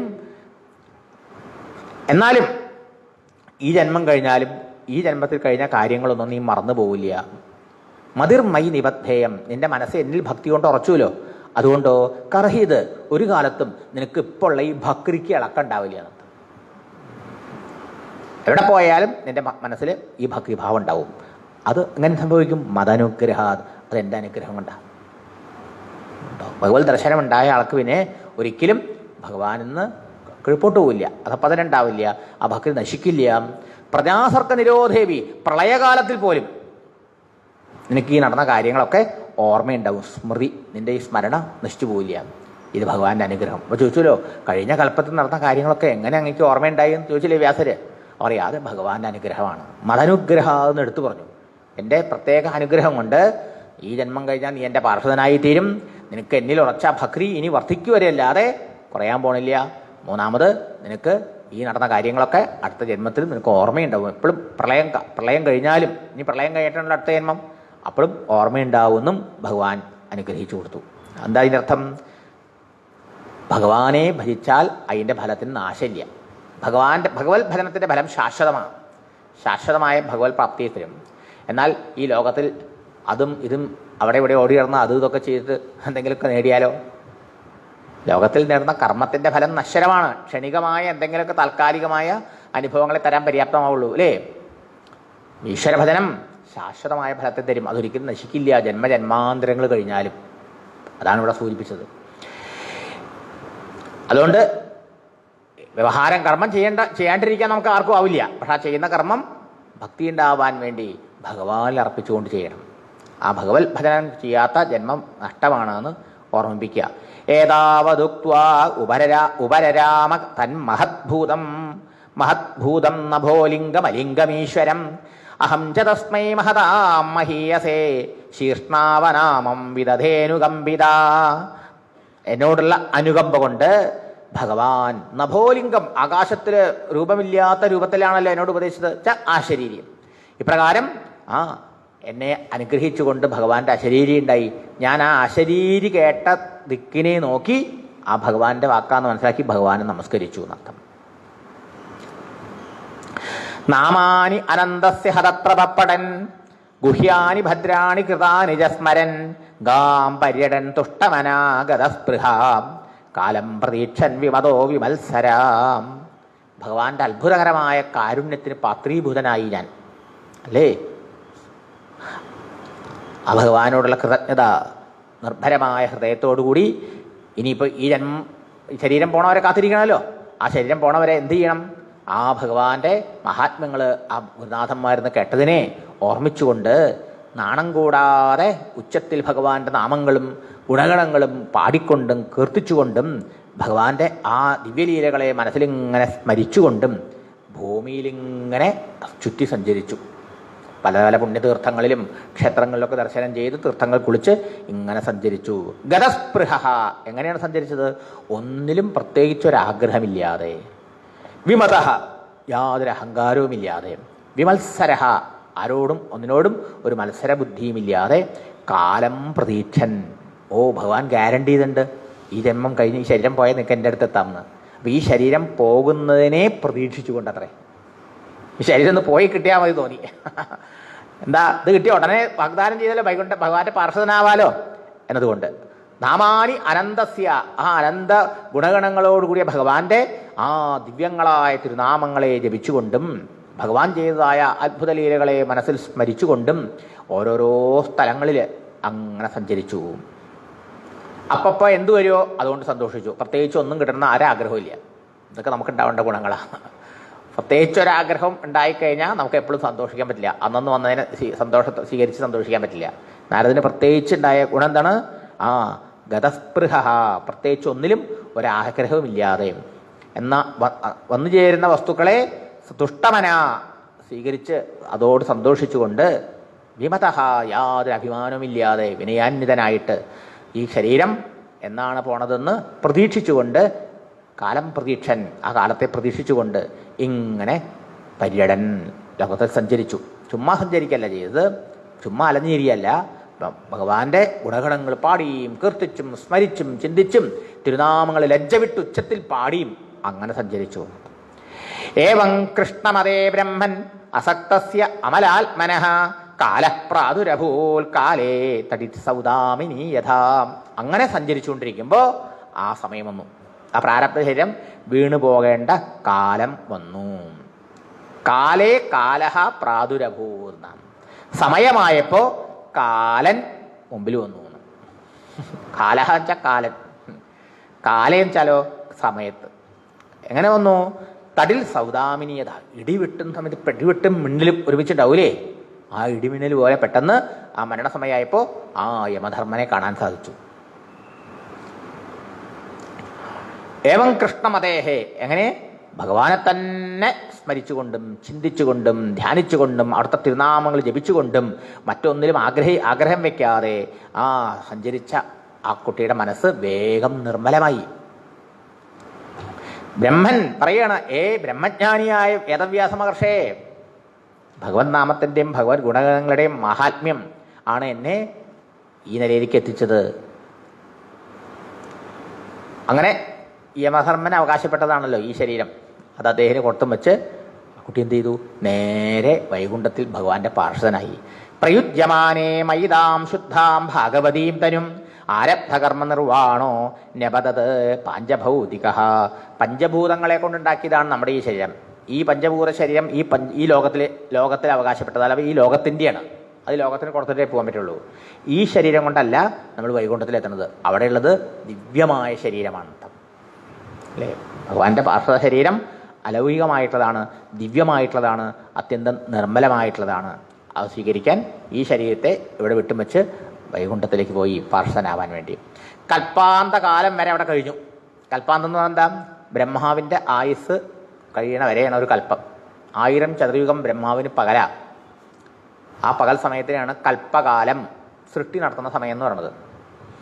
ഇനി അത്രയും കാലം 1000 വർഷം ചതുർയുഗം കഴിഞ്ഞ് കഴിഞ്ഞാൽ അദ്ദേഹം ഉറങ്ങും. അപ്പോൾ പ്രളയമാണ്. അപ്പോൾ ത്രിലോകങ്ങൾ, ബ്രഹ്മാവ് ഉണ്ടാക്കിയ 3 ലോകവും ബ്രഹ്മാവോടുകൂടി ലയിക്കും, ബ്രഹ്മാവ് ഭഗവാൻ ലയിക്കും. ഇതാണ് കണക്ക്. പിന്നെ രാത്രി നമ്മൾ ഓരോരുത്തർ ഉറങ്ങൂലേ? ഉറങ്ങുമ്പോൾ നമ്മുടെ സങ്കല്പങ്ങളും ചിന്തകളും നമ്മുടെ പ്ലാനുകളും നമ്മുടെ കൊച്ചൊരു ലോകം, നമ്മൾ മനസ്സുകൊണ്ട് സങ്കല്പിച്ചുണ്ടാക്കിയ നമ്മുടെ കൊച്ചു ലോകം നമ്മൾ ലയിക്കും. നമ്മളോ നമ്മുടെ ഉള്ളിലുള്ള ഭഗവാൻ ലയിക്കും. ശരിയല്ലേ? എൻ്റെ പ്രതീക്ഷകളും എൻ്റെ കണക്കുകൂട്ടലുകളും എൻ്റെ സ്വപ്നങ്ങളും ഒക്കെ എന്നിൽ ലയിക്കും. എന്നോടുകൂടി എവിടെ ലയിക്കും? എൻ്റെ ആധാരമായി എൻ്റെ ഉള്ളിലിരിക്കുന്ന ആ ബോധത്തിൽ ആത്മാവിൽ ലയിക്കും. ശരിയല്ലേ? ഇവിടെ ഞാൻ എന്ന് പറയുമ്പോൾ ഈ ശരീരാഭിമാനിയായ ജീവൻ, അവൻ്റെ ലോകം, അവനോടുകൂടി തന്നിലുള്ള ആത്മാവാകുന്ന ഈശ്വരനിലേക്കും. ഇത് ഓരോ വ്യക്തിയിലും ദിവസം രാത്രി നടക്കുന്നുണ്ട്. പിറ്റേ ദിവസം രാവിലെ ഉണർന്ന് വ്യവഹാരം ആരംഭിക്കും. ഇതുപോലെയാണ് ബ്രഹ്മാവ് സമഷ്ടി മനസ്സാണ്. ആ സമഷ്ടി മനസ്സിൻ്റെ സൃഷ്ടിയാവുന്ന സമഷ്ടി ലോകം ആ സമഷ്ടി അഭിമാനിയായ ബ്രഹ്മാവിൽ ലയിക്കും. ആ ബ്രഹ്മാവിനും ആശ്രയീഭൂതനായിരിക്കുന്ന ആ പരമാത്മാവിൽ ലയിക്കും. പിന്നെ പിറ്റേ ദിവസം 1000 ചതുർയുഗം കഴിയുമ്പോൾ നമ്മൾ ഉണർന്ന് നമ്മുടെ വ്യവഹാരങ്ങൾ ആരംഭിക്കുന്ന പോലെ ബ്രഹ്മാവും സൃഷ്ടി ആരംഭിക്കും. ഇതാണ് സാധാരണ നില സംഭവിക്കുക. അതാണ് ഇവിടെ പറഞ്ഞത്. കൽപ്പാന്ത ഇതമാതായ, ഈ കൽപ്പത്തിൻ്റെ അവസാനത്തിൽ ശയാനെ അംബസ്യുതന്വത, ബ്രഹ്മാവ് എന്ത് ചെയ്യുന്നു? വെള്ളത്തിൽ ശയിച്ചു കൊണ്ടിരിക്കുന്ന നാരായണ ഭഗവാനിൽ വിലയിക്കും. ശിശൈഷോരനുപ്രാണം എന്നാണ്. എന്താവും? ബ്രഹ്മാവുണ്ടാക്കിയ 3 ലോകത്തെയും തന്നിൽ ലയിപ്പിച്ച് ആ കാരണജലത്തിൽ പള്ളി കൊള്ളുന്ന നാരായണ ഭഗവാനിൽ വിലയിക്കും. അപ്പോൾ ബാക്കി ആരാണ്ട? നാരായണ ഭഗവാൻ മാത്രമേ ഉള്ളൂ. ഭഗവാൻ മാത്രമേ ഈ സൃഷ്ടിയുടെ ആദിയിലും പ്രളയത്തിൻ്റെ ശേഷവും നിലനിൽക്കുന്നുള്ളൂ. ഭഗവാൻ മാത്രമാണ് നിത്യനും ശാശ്വതനും അർത്ഥം. അങ്ങനെ എത്ര കാലം ഉണ്ടാവും? സഹസ്രയുഗപര്യന്ത ഉദ്ധായേതം സുദൃക്ഷത. മരീചിമിശ്രാർഷയ പ്രാണേഭ്യോഹം ജരജ്ഞിരേ സഹസ്രയുഗപര്യന്തം. സഹസ്രയുഗപര്യന്തം 1000 ചതുർയുഗകാലം ആണ് ബ്രഹ്മണ അഹർ വിദുഹു, ബ്രഹ്മാവിൻ്റെ ഒരു പകലെന്ന് അറിയുന്നു ജ്ഞാനികൾ. 8ാമത്തെ അധ്യായത്തിൽ ഭഗവാൻ ഇതൊക്കെ പറയുന്നുണ്ട്. അത്രയും കാലം ഉറങ്ങിക്കഴിഞ്ഞാൽ പിന്നെ ബ്രഹ്മാവ് ഉദ്ധായ എഴുന്നേറ്റിട്ട് പിന്നെ സൃഷ്ടിക്കും. അങ്ങനെ ബ്രഹ്മാവ് സൃഷ്ടിക്കാൻ ആരംഭിച്ചപ്പോൾ ബ്രഹ്മാവിൻ്റെ ശരീരത്തിൽ നിന്ന് പ്രാണനിൽ നിന്ന് ഓരോരുത്തരുണ്ടായി. അങ്ങനെ മരീചിമിശ്രാർഷയ, മരീചി, അത്രി, അങ്കിരസ്, പുലഹൻ, പുലസ്തൻ, കൃതു, ചവനൻ, ദക്ഷൻ, നാരദൻ. 10ാമനായിട്ട് നാരദൻ. 9 ഉണ്ടായതിനു ശേഷം നാരദനും ഉണ്ടായി. ഇങ്ങനെ ഞാനും അവരോടൊപ്പം ബ്രഹ്മാവിൽ നിന്ന് ജനിച്ചു എന്നർത്ഥം. അന്തർബഹിഷ്ഠലോ, അതാണ് ഇപ്പോഴത്തെ ജന്മം. ഇപ്പം വ്യാസരുടെ മുമ്പിൽ വന്ന നാരദനായിട്ടുള്ള ഈ ജന്മം കുറെ കാലം കഴിഞ്ഞ ജന്മത്തിൽ കഴിഞ്ഞ കൽപ്പകാലം മുഴുവനും പ്രാരബ്ധ ശരീരം വീണ് വൈകുണ്ഠത്തിൽ ഭഗവാന്റെ പാർശ്വനായി തീർന്നതിന് ശേഷം പ്രളയകാലത്തിൽ ബ്രഹ്മാവോടുകൂടി ഭഗവാൻ വിലയിച്ച് അടുത്ത കൽപ്പത്തിൽ ബ്രഹ്മാവ് സൃഷ്ടി ആരംഭിച്ചപ്പോൾ ഇപ്പം ഞാൻ പിറന്നിരിക്കണം. പക്ഷേ ഈ ജന്മത്തിൽ കഴിഞ്ഞ ജന്മത്തിൽ നടന്ന കാര്യങ്ങളൊക്കെ ഭഗവാന്റെ അനുഗ്രഹം കൊണ്ട് ഓർമ്മയുണ്ട്. അന്തർബഹിഷ്ഠ ലോകാൻ സ്ത്രീൻ പര്യേമി അസ്കന്ദിത വ്രത അനുഗ്രഹാത് മഹാവിഷ്ണോ അവിഘാതഗതി ക്വചിത്. മഹാവിഷ്ണോ അനുഗ്രഹാത്, വിഷ്ണു ഭഗവാന്റെ അനുഗ്രഹം കൊണ്ട്, നാരായണ ഭഗവാന്റെ അനുഗ്രഹം കൊണ്ട് അസ്കന്ദിത വ്രത, അഖണ്ഡ ബ്രഹ്മചര്യ വ്രതത്തോടുകൂടി, അതിനൊരു മുടക്കം കൂടാതെ, അവിഘാതഗതി, എങ്ങും യാതൊരു തടസ്സവും മുടക്കവും ഇല്ലാതെ എങ്ങും പോവാം നാരദൻ എപ്പോൾ വേണമെങ്കിലും. അതിന് തടസ്സമില്ലാതെ തൻ്റെ ഗതിക്ക്, യാത്രയ്ക്ക്, സഞ്ചാരത്തിന് യാതൊരു തരത്തിലുള്ള തടസ്സവുമില്ലാതെ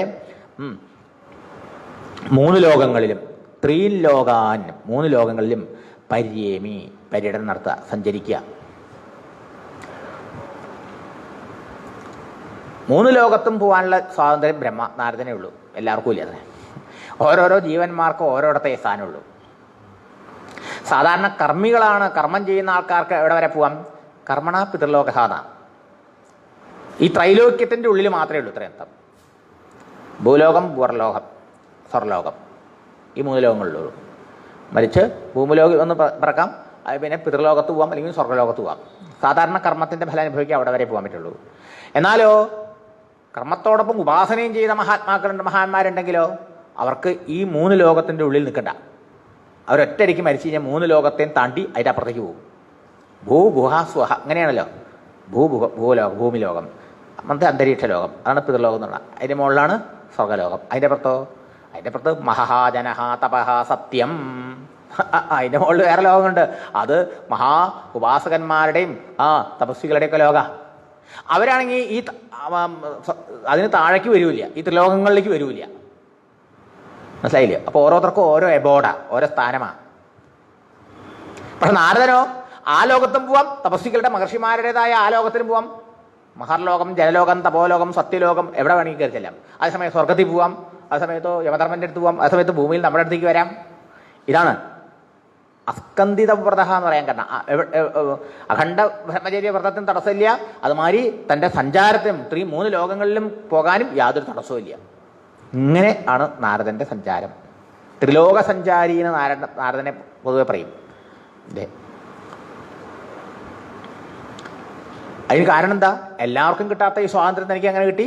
അനുഗ്രഹാത് മഹാവിഷ്ണോഹോ, വിഷ്ണു ഭഗവാന്റെ അനുഗ്രഹം കൊണ്ടാണ് എനിക്ക് സാധിച്ചത്.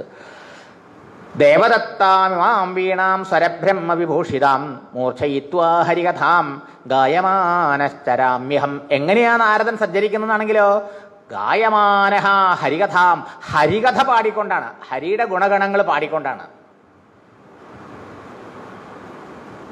ഹരിഗുണഗാവോ, നമ്മളോടും പറയുന്നുണ്ട് മഹാന്മാര്, ഹരിഗുണങ്ങൾ പാടൂ. ഹരിഗുണങ്ങൾ പാടിക്കൊണ്ട്, ഹരികഥ പറഞ്ഞുകൊണ്ട്, ഹരിയുടെ മഹാത്മ്യങ്ങളെ പറഞ്ഞുകൊണ്ട്, മൂർച്ഛയിത്വ, വീണ വായിച്ചുകൊണ്ട്, വീണയുടെ എന്താ പറയുക സ്വരത്തിനനുസരിച്ച് ഭഗവാന്റെ കഥകളും പറഞ്ഞുകൊണ്ട്. ഈ വീണ ആര് കൊടുത്തു? ദേവദത്തമം, സാക്ഷാൽ മഹാവിഷ്ണു അനുഗ്രഹിച്ചു തന്നതാണ് ഈ വീണ. ഇപ്പം നാരദന്റെ സഞ്ചാരം ഈശ്വര നിയോഗമാണ്, ലോകമംഗളത്തിന് വേണ്ടി. ഇങ്ങനെയുള്ള സന്ത മഹാത്മാക്കൾ ലോകത്തിൽ സഞ്ചരിക്കുന്ന അവർക്ക് വേണ്ടിയിട്ടല്ല, പറഞ്ഞത് നേരത്തെ തന്നെ പറഞ്ഞു, പരീക്ഷത്ത് എങ്ങനെ ധൈര്യം പിടിയും? മഹാത്മാക്കൾ മറ്റുള്ളവർക്ക് വേണ്ടി ജീവിക്കുക, അവരവർക്ക് വേണ്ടിയിട്ടല്ലാന്ന്. അങ്ങനെയൊക്കെ അവനവന് വേണ്ടെങ്കിലും മറ്റുള്ളവരുടെ ലോകമംഗളത്തിന് വേണ്ടി അവരൊക്കെ ജീവിക്കേണ്ടവരല്ലേ? അതെ. അപ്പോൾ മഹാത്മാക്കളുടെ ജീവിതം ലോകാനുഗ്രഹത്തിന് വേണ്ടിയാണ്. ഭഗവാന്റെ ആജ്ഞയ്ക്കനുസരിച്ച് ഭഗവാൻ കൊടുത്തതായ ഈ വീണയിൽ സപ്തസ്വരങ്ങൾ തനത്താനെ പാടിക്കൊണ്ടിരിക്കും. നാരദന്റെ വീണയുടെ സ്വഭാവത, വിശേഷത താർത്ഥം. സ്വരബ്രഹ്മഭൂഷിതം, നാദബ്രഹ്മം. അതിന് പാട്ടിന് നാദബ്രഹ്മം എന്ന് പേരുണ്ട് അല്ലേ?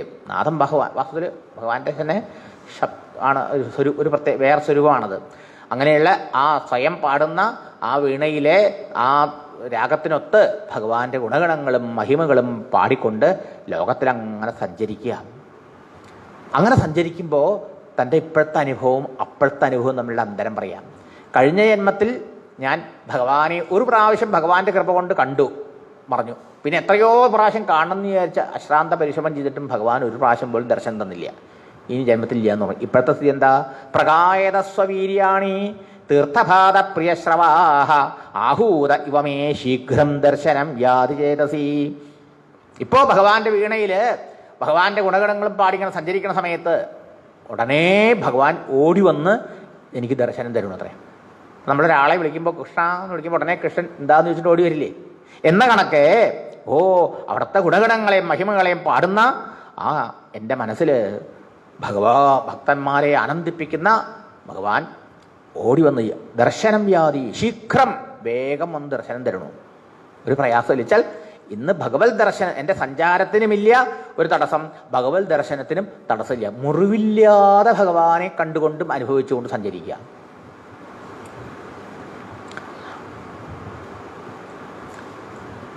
ഒരാളുടെ പേര് വിളിയേട്ട ആ വിളിച്ച ആള് വിളി കേട്ടിട്ട് ഓടി അവിടെ അടുത്തേക്ക് വരും പോലെ അച്യുതാനന്ദ ഗോവിന്ദ നാരായണ വാസുദേവ ഇങ്ങനെ ഭഗവാന്റെ തിരുനാമങ്ങളും ഒക്കെ പാടുമ്പോൾ എന്താ നാരദരെ ചോദിച്ചിട്ട് ഓടി ഓടി വന്ന് ദർശനം തരണ പോലെ. ഇതാണ് ഇപ്പോഴത്തെ അവസ്ഥാനർത്ഥം. എന്തിനാ നാരദൻ ഇങ്ങനെ സഞ്ചരിക്കുന്നത്? അപ്പം നാരദനുള്ള ലാഭം എന്താ? നാരദൻ ഇങ്ങനെ സഞ്ചരിക്കും, ഭഗവാൻ ഈ വീണയിൽ ഭഗവാന്റെ മഹിമ പാടി സഞ്ചരിക്കുമ്പോൾ ഭഗവാന്റെ ദർശനം എപ്പോഴും അനുഭവപ്പെട്ടുകൊണ്ടിരിക്കണം. ഇനി നാരദനെ പോലുള്ളവർ ഇങ്ങനെ ലോകത്തിൽ സഞ്ചരിക്കുന്നതുകൊണ്ട് നമുക്കെന്താ പ്രയോജനം? അത് ലോകാനുഗ്രഹമാണ് പറയണു. ഏതത് ഹി ആതുരചിത്താനാം മാത്രാ സ്പർശേച്ഛയാമുഹു ഭവസിന്ധു പ്ലവോ ദൃഷ്ടോ ഹരിചര്യാനുവർണ്ണനം. ഹരിയുടെ ചരിതങ്ങളെ വർണ്ണിക്കലാണ്, അതിനെ കേൾക്കലാണ് ഭവസിന്ധുപ്ലവ. സംസാര ദുഃഖങ്ങളിൽപ്പെട്ട് ക്ലേശിക്കുന്ന ഈ ജനങ്ങൾക്ക് സംസാര സമുദ്രത്തെ അക്കരെ കടക്കാനുള്ള ഉറപ്പായ കപ്പലത്രയെന്നർത്ഥം. പ്ലവം എന്ന് വെച്ചാൽ ഒന്തിക്കിടക്കണ സാധനം. പ്ലവം വെച്ചാൽ കപ്പല്, നൗക, വഞ്ചി, തോണി എന്നൊക്കെ പറയാം.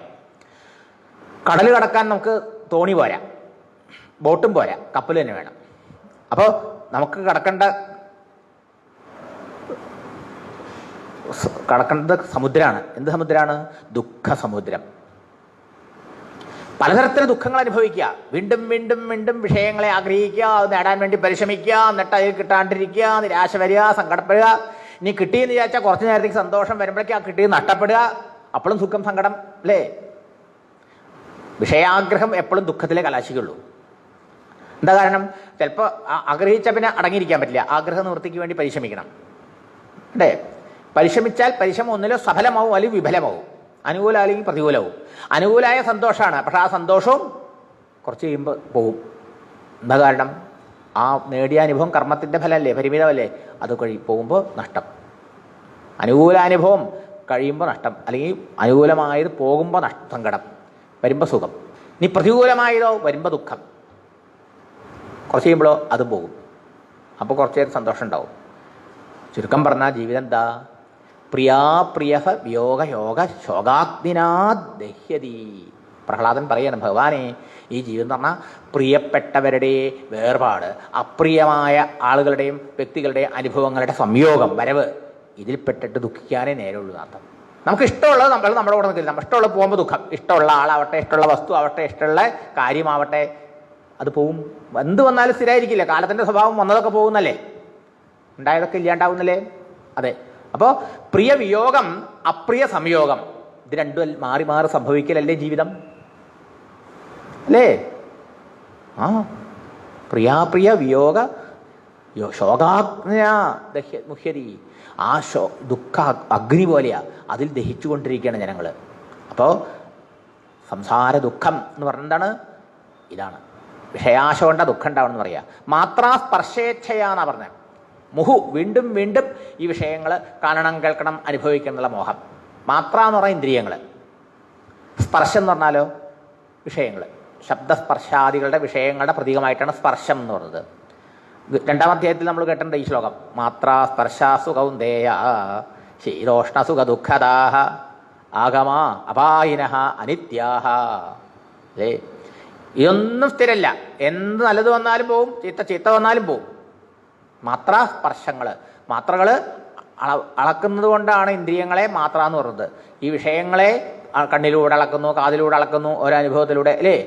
അങ്ങനെ ഇന്ദ്രിയങ്ങളില്ലെങ്കിൽ വിഷയങ്ങളെ അറിയാൻ പറ്റില്ല. അതുകൊണ്ട് വിഷയങ്ങളെ അറിയുന്നതുകൊണ്ട് ഇന്ദ്രിയങ്ങൾക്ക് മാത്രകളെന്നും വിഷയങ്ങൾക്ക് ശബ്ദസ്പർശ രൂപരസഗന്ധ രൂപേണ 5ആയിട്ട് നിൽക്കുകയാണ് ഈ വിഷയപ്രപഞ്ചം. ആ സ്പർശം എന്നുകൊണ്ട് അതിൻ്റെ പ്രതീകമായിട്ട് പറഞ്ഞതാണ്. അപ്പം ഇന്ദ്രിയ വിഷയങ്ങളുമായിട്ട് സമ്പർക്കത്തിൽ നിന്നാണ് നമുക്ക് സുഖവും ദുഃഖം ഉണ്ടാവുന്നത്. അപ്പം വീണ്ടും ഒരു പ്രാവശ്യം അനുഭവിച്ചാൽ മതിയോ? അതിൻ്റെ വാസന വീണ്ടും പ്രേരിപ്പിക്കും, അതുകൊണ്ട് പറയണം മുഹു, വീണ്ടും വീണ്ടും വീണ്ടും ഈ വിഷയങ്ങൾ അനുഭവിക്കണം, കാണണം, കേൾക്കണം. ആ വിഷയഭോഗത്തിനുള്ളതായ ആഗ്രഹം കൊണ്ട് ആതുരചിത്താനാം, ആ ആഗ്രഹം കൊണ്ടും അത് നേടി നഷ്ടപ്പെടുന്നത് കൊണ്ടും വീണ്ടും വീണ്ടും ദുഃഖിച്ചു കൊണ്ടിരിക്കുന്ന മനുഷ്യന് ഈ ദുഃഖ സമുദ്രത്തിനെ മറികടക്കാൻ ഒരു കപ്പൽ വേണ്ടയോ? ദുഃഖം കുറച്ചൊന്നുമല്ല, അതുകൊണ്ട് അതിന് സമുദ്രത്തോട് ഉപമിച്ചു. സംസാരം ദുഃഖമാണല്ലോ. അതിനെ കരകടക്കാനുള്ള ഭവസിന്ധുപ്ലവ, സംസാര സമുദ്രത്തെ മറികടക്കാനുള്ള കപ്പലായിട്ട് എന്തു പറഞ്ഞു? ഹരിചര്യാനുവർണം, ഹരിഗുണങ്ങളുടെ ശ്രവണ കീർത്തനങ്ങൾ, ഭഗവാന്റെ മഹാത്മ്യങ്ങളെ കേൾക്കലും കീർത്തിക്കലും സ്മരിക്കലുമാണ് നമുക്ക് ഈ സംസാര ദുഃഖത്തിൽ നിന്ന് മോചനം നേടാനുള്ള എളുപ്പവഴി എന്നർത്ഥം. അതാണ് എന്താ പറയുക, കാവ്യഭാഷയിൽ സംസാര സാഗരം തരണം ചെയ്യുവാൻ ഉള്ള തോണിയായിട്ട് അല്ല കപ്പലായിട്ട് പറഞ്ഞത്. പറയാറില്ലേ, സംസാര സാഗരം തരണം ചെയ്യുവാൻ നേരായ മാർഗം കാട്ടണേ ദേവി. നേരായ മാർഗം ഇതാണ്. ഭഗവാനെ ആശ്രയിക്കുക, ഭക്തന്മാരെ ആശ്രയിക്കുക, ഭഗവാന്റെ മഹാത്മ്യങ്ങളെ കേൾക്കുക, പറയുക, സ്മരിക്കുക, അവിടുത്തെ തിരുനാമങ്ങളെ ജപിക്കുക. ഇതാണത്രേ ഏതത് ഹി, ഉറപ്പിച്ചു പറയാൻ. ഏതത് ഹി, ഹി എന്ന് പറഞ്ഞാലോ തീർച്ചയായിട്ടും indeed, no doubt about it. ഇനി വേറൊന്നില്ല, രണ്ടാമത് വേറൊരു വഴി ഇല്ല. ഇതൊന്നു മാത്രമാണ് നിങ്ങളുടെ ജീവിതത്തിലെ സകല ദുരിതങ്ങളും കട്ടപ്പാടുകളും നീങ്ങാനുള്ള ഏകമാർഗം. കെട്ടോ ഭക്തരേന്ന് ഭഗവാൻ, അഥവാ ശിഷ്യന്മാരേന്ന് ഗുരു, അല്ലെങ്കിൽ നമ്മളോട് പറയുകയാണ് നാരദനെ പോലെയുള്ള മഹാത്മാക്കൾ സ്വന്തം അനുഭവത്തിൽ നിന്നും. അതാണ് നാരദനെ പോലെയുള്ള മഹാത്മാക്കൾ ലോകത്തിൽ ചുറ്റി സഞ്ചരിക്കുന്നതുകൊണ്ടുള്ള പ്രയോജനം ലോകത്തിനുള്ളത്. സ്വന്തം നിലയ്ക്ക് നാരദൻ കൃതാർത്ഥനാണ്. ഭഗവാന്റെ നിയോഗമനുസരിച്ച് ഭഗവാൻ കൊടുത്ത വീണയിൽ ആനന്ദത്തിൽ ഭഗവാന്റെ മഹിമകൾ അങ്ങനെ പാടി ഭഗവാനെ അകത്തും പുറത്തും കണ്ട് ആനന്ദിച്ചുകൊണ്ട് അങ്ങനെ അദ്ദേഹം സഞ്ചരിക്കുന്നു. പക്ഷേ അങ്ങനെയുള്ള നാരദൻ എവിടെ ദുഃഖമുള്ളവരുണ്ടോ അവിടേക്ക് എത്തും. അതുകൊണ്ട് നാരദന്റെ ദർശനം അവർക്കൊക്കെ ദുഃഖത്തെ ഇല്ലാണ്ടാക്കി കൊടുക്കും. അതാണ് അതില് നാരായണനെ കാണിച്ചു കൊടുക്കുന്ന ആളാണ് നാരദൻ എന്ന്. എന്തിനാ ഈ ഭഗവാന്റെ മഹിമയ്ക്ക് നിങ്ങൾ പ്രാധാന്യം കൊടുക്കുന്നത്? ഇവിടെ വേറെ എത്രയോ സാധന പദ്ധതികളുണ്ടല്ലോ, അല്ലേ?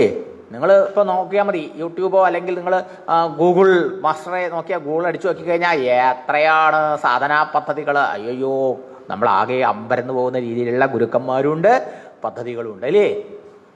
പറയണു, ഇതുകൊണ്ടൊന്നും ഭഗവത് ഭക്തി കൊണ്ട് മനസ്സിലെ വാസനകളും കാമവാസനകളും ഒക്കെ നീങ്ങി ശുദ്ധമായി ആ ഭഗവത് അനുഭൂതി ശാശ്വത ആനന്ദം കൈവരിക്കാൻ പറ്റുന്ന മാതിരി മറ്റൊരനുഷ്ഠാനങ്ങളെ കൊണ്ടും സാധിക്കില്ല എന്ന് നാരദൻ സ്വന്തം അനുഭവം കൊണ്ട് പറയാ. യമാദിഭിഹി യോഗപതൈഹി കാമലോഭഹതോ മുഹു മുകുന്ദ സേവയാ യദ്വത് തഥാ ആത്മാർത്ഥ ന ശാമ്യതി.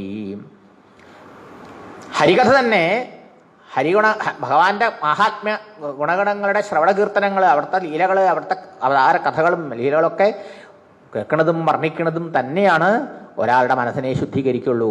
കാമലോഭഹതഃ നാം, കാമം ലോഭം മുതലായ വികാരങ്ങളെ കൊണ്ട് ഹനിക്കപ്പെട്ട കേടുവന്ന മുഹു, വീണ്ടും വീണ്ടും തന്നെയല്ലേ ആവർത്തിച്ചുകൊണ്ടിരിക്കുന്നത്. അങ്ങനെയുള്ള മനസ്സ് മുകുന്ദ സേവയാ, വക്ഷപ്രദനായ ഭഗവാന്റെ ഭജനം കൊണ്ടും കീർത്തനം കൊണ്ടും ആ സേവനം കൊണ്ടും യദ്വത് എപ്രകാരം ശുദ്ധമായി ആ ഭഗവാനിൽ അടങ്ങുമോ അപ്രകാരം യമാദിഭിഹി യമം നിയമം യോഗം, യമം നിയമം ആസനം പ്രാണായാമം ഇത്യാദി യോഗ സാധനങ്ങളൊക്കെ ഉണ്ടല്ലോ. ഇതുകൊണ്ടൊന്നുകൊണ്ടും അത്ഥാന ശമതി, പൂർണ്ണമായിട്ടും ശുദ്ധായി ആ മഹാൽ അടങ്ങി പരമശാന്തി കൈവരിക്കില്ല.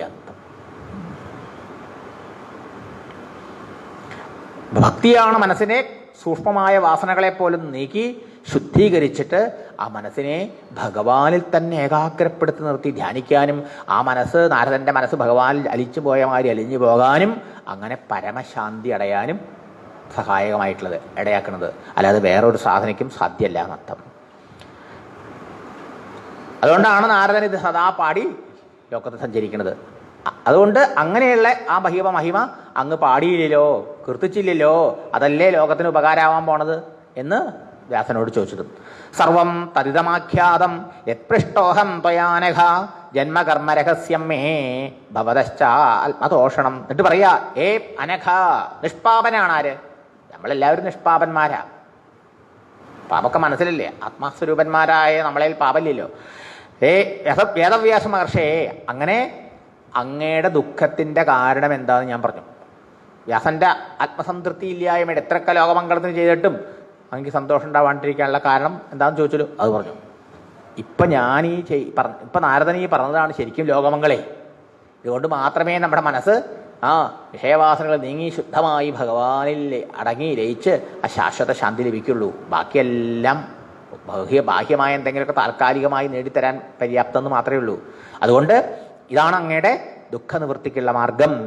മാത്രമല്ല, എൻ്റെ ജന്മത്തെക്കുറിച്ചും എനിക്ക് കഴിഞ്ഞ ജന്മത്തിലെ കാര്യങ്ങളൊക്കെ ഇപ്പം ഇങ്ങനെ ഓർമ്മയുണ്ടായതിനെ കുറിച്ച് ചോദിച്ചല്ലോ, ആ ചോദ്യത്തിന് ഞാൻ അങ്ങക്ക് ഉത്തരം പറഞ്ഞു.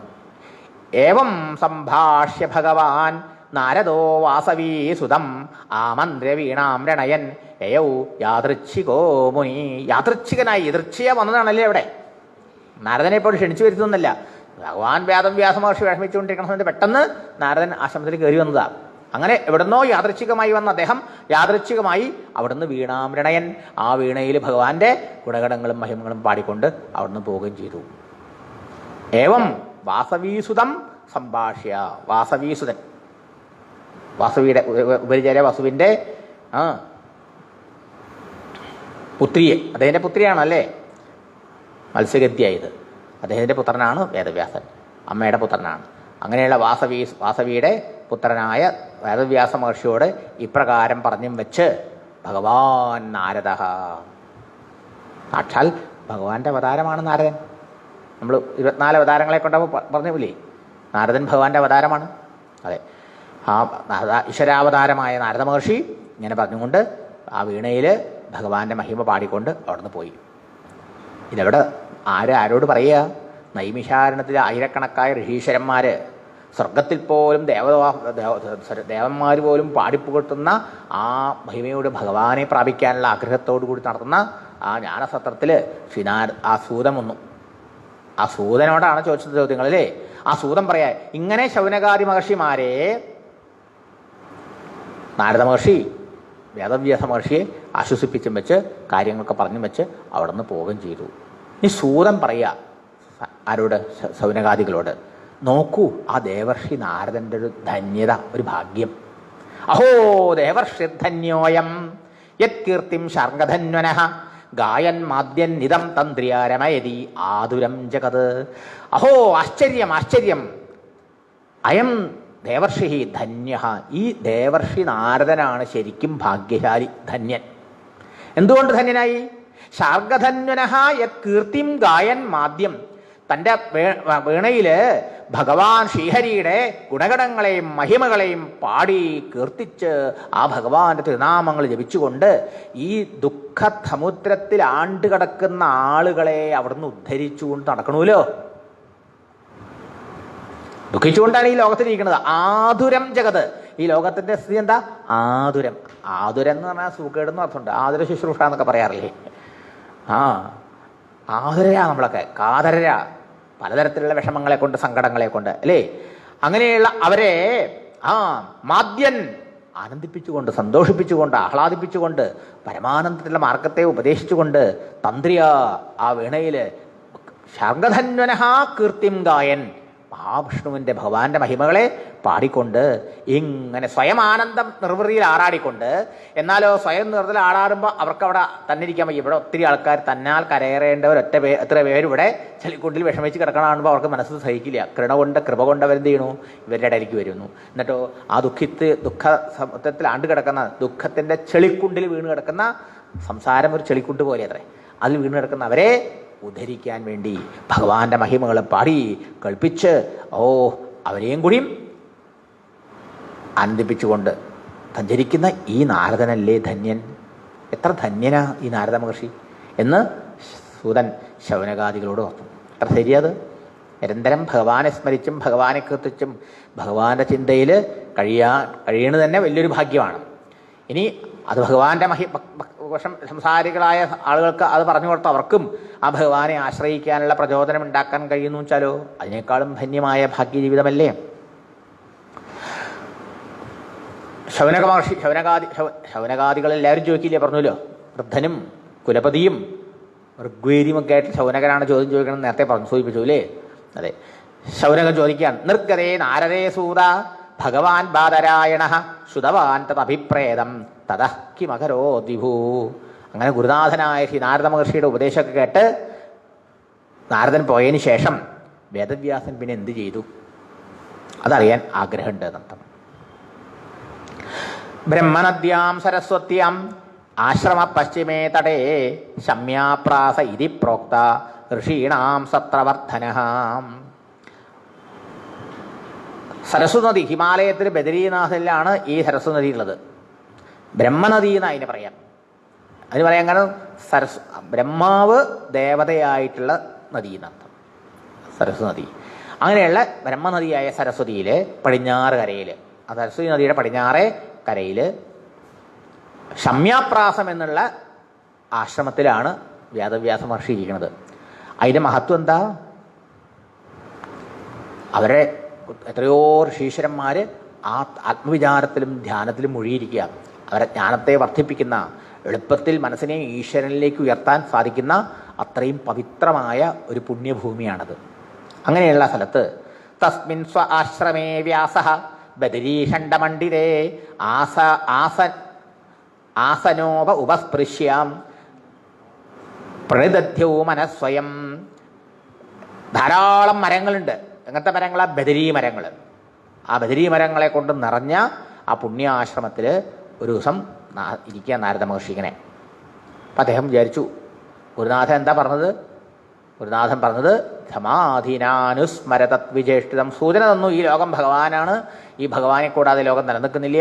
എന്നാലോ ഭഗവാനിൽ ഈ ലോകമില്ല, ഈ ലോകം ഇല്ലാണ്ടാവും, പക്ഷെ ഭഗവാൻ എന്നുണ്ട്. ആ നിത്യസത്യസ്വരൂപൻ ഭഗവാൻ മാത്രമാണ്. ആ ഭഗവാനിലുകൊണ്ടാണ് ഈ ലോകം സത്യമായി തോന്നുന്നത് എന്നൊക്കെ പറഞ്ഞു. ആ ഭഗവാന്റെ മഹിമയാണ് ഈ കാണുന്ന ഈ സൃഷ്ടി സംഹാര ലീലകളെല്ലാം സൂചിപ്പിച്ചു. അതിനെ കേട്ടാൽ പോരാ, പ്രവൃത്തിയിൽ കൊണ്ടുവരാൻ തീരുമാനിച്ചു. കേട്ടു, ഉടനെ എന്ത് ചെയ്തു? അതിനെ അനുഷ്ഠാനത്തിൽ കൊണ്ടുവരാൻ വെച്ചു. ഉടനെ സരസ്വതി നദിയിലിറങ്ങി കൈയും കാലൊക്കെ കഴുകി ശരീരശുദ്ധി ചെയ്തതിന് ശേഷം ആശ്രമത്തിൽ വന്നിരുന്ന് സ്വയം പ്രണിതധ്യവും ഭഗവാനെ ധ്യാനിച്ചു. മനസ്സിനെ ഏകാഗ്രപ്പെടുത്തി ധ്യാനിച്ചു എന്നർത്ഥം. ഭക്തിയോഗേന മനസി സമ്യക് പ്രണിഹിതേ മലേ അപശ്യൽ പുരുഷം പൂർവം മായാം ച തതുപാശ്രയം. ആ ധ്യാനത്തിൽ ഈശ്വര സാക്ഷാത്കാരമുണ്ടായി വ്യാസന എന്നാണ്. അപ്പോൾ ഭക്തിയോഗേന ഭക്തിയോടുകൂടി ആ ഭഗവാനെ ധ്യാനിച്ച ആ അദ്ദേഹത്തിൻ്റെ മനസ്സിൽ ഭഗവത് ദർശനമുണ്ടായി. പുരുഷം അപശ്യത്, ആ പരമപുരുഷനായ ഭഗവാനെ കാണാൻ സാധിച്ചു. മനസ്സ് നിർമ്മലമായാൽ ഭഗവാനിൽ ഏകാഗ്രപ്പെടും. ഭഗവാൻ മനസ്സ് ഏകാഗ്രപ്പെട്ട് ധ്യാനിക്കുന്നവർക്ക് ഭഗവാൻ ദർശനം ഉണ്ടാവും, അനുഭവം ഉണ്ടാവും. അത് ചുരുക്കം അതാണ്. അമലച്ച നിർമ്മലം, മനസ്സ് നിർമ്മലമാവണം. പിന്നെയോ അങ്ങനെ നിർമ്മലമാവും എങ്ങനെയാ? ഭക്തിയോഗേന. ഭക്തി കൊണ്ട് മനസ്സ് നിർമ്മലമാവുക. അപ്പോൾ വ്യാസന് എത്ര ഭക്തിയുണ്ട്?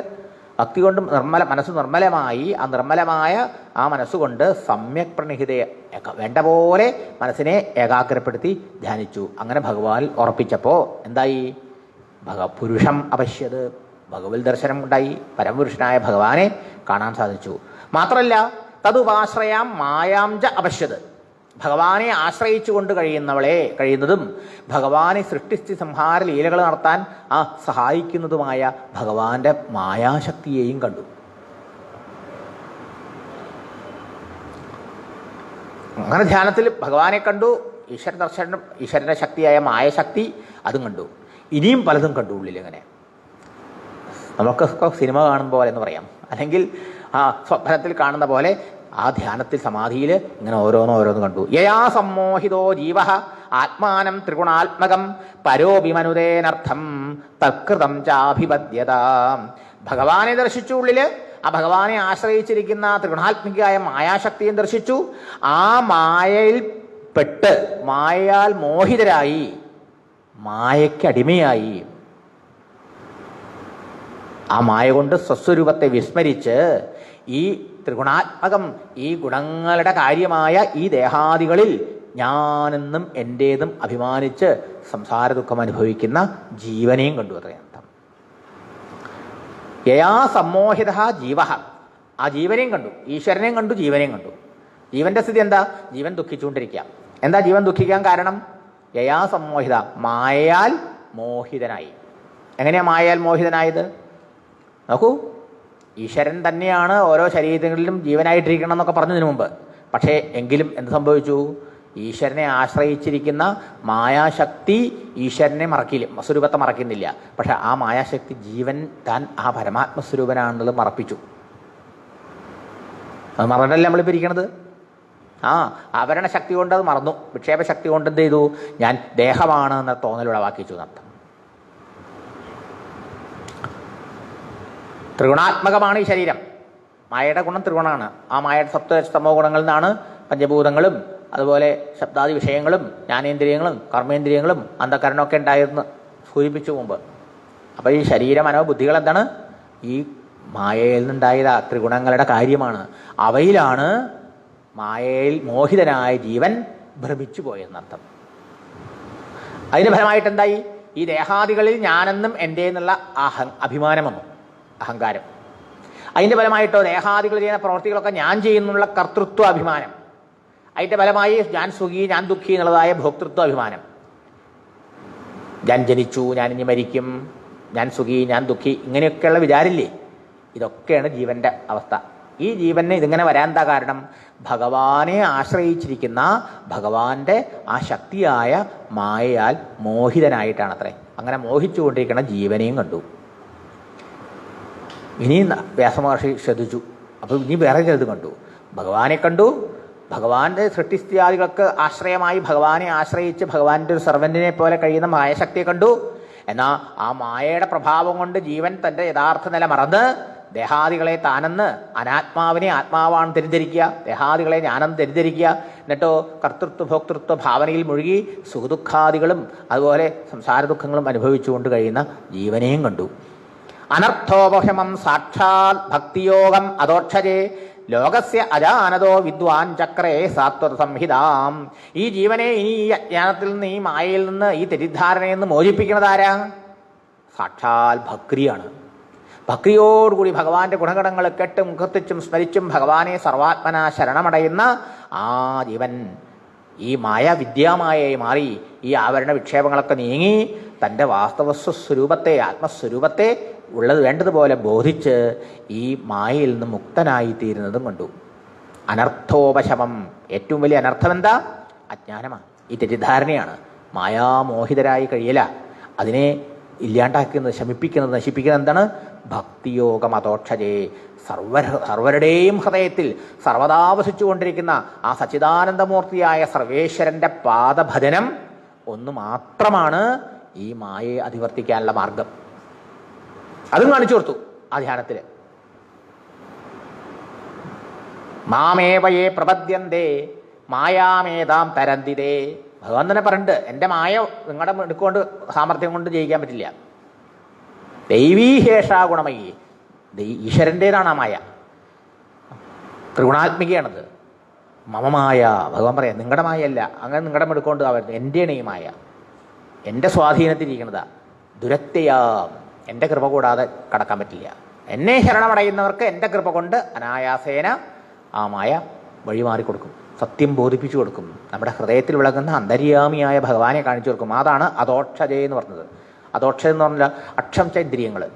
ആ ഇന്ദ്രിയങ്ങളെ പ്രവർത്തിപ്പിച്ചുകൊണ്ട് ഇന്ദ്രിയങ്ങളാൽ അറിയപ്പെടാൻ കഴിയാതെ ഇന്ദ്രിയങ്ങളുടെ പ്രവർത്തികൾക്ക് സാക്ഷിയായി ഹൃദയത്തിൽ സദാ വിളങ്ങിക്കൊണ്ടിരിക്കുന്നവനാണ് അധോക്ഷ എന്ന വാക്കിനർത്ഥം. അന്തര്യാമി ചുരുക്കം പറഞ്ഞ. അങ്ങനെയുള്ള ആ ഭഗവാനെ സർവാത്മന ഭജിക്കുക, ആശ്രയിക്കുക, സേവിക്കുക. എങ്ങനെ? ഭഗവാന്റെ ഏതെങ്കിലും ഒരു ഇഷ്ടരൂപത്തിൽ, ശ്രീകൃഷ്ണ രൂപത്തിലോ ശ്രീരാമരൂപത്തിലോ ഇഷ്ടദേവതാ രൂപത്തിൽ. നമ്മുടെ അന്തര്യാമിയാണ് ഞാൻ ഈ ഭജിക്കുന്ന മുരുകൻ, ഈ അയ്യപ്പൻ, ഈ സുബ്രഹ്മണ്യൻ, ഈ കൃഷ്ണൻ എന്ന അറിവോടുകൂടി ആ ഭഗവാനെ സർവാത്മന ഭജിക്കുമ്പോൾ എന്താവും? സാക്ഷാൽ ഭക്തിയോഗം. ആ ഭക്തി നമുക്കുണ്ടാവും. ആ ഭക്തി ഈ അജ്ഞാനത്തെ നശിപ്പിക്കും, മായയെ നീക്കി നമുക്ക് സത്യബോധം, സ്വസ്വരൂപബോധം, ആത്മസ്വരൂപമാണ് ഞാൻ എന്ന അറിവും അനുഭവം ഉണ്ടാക്കി തരുന്നർത്ഥം.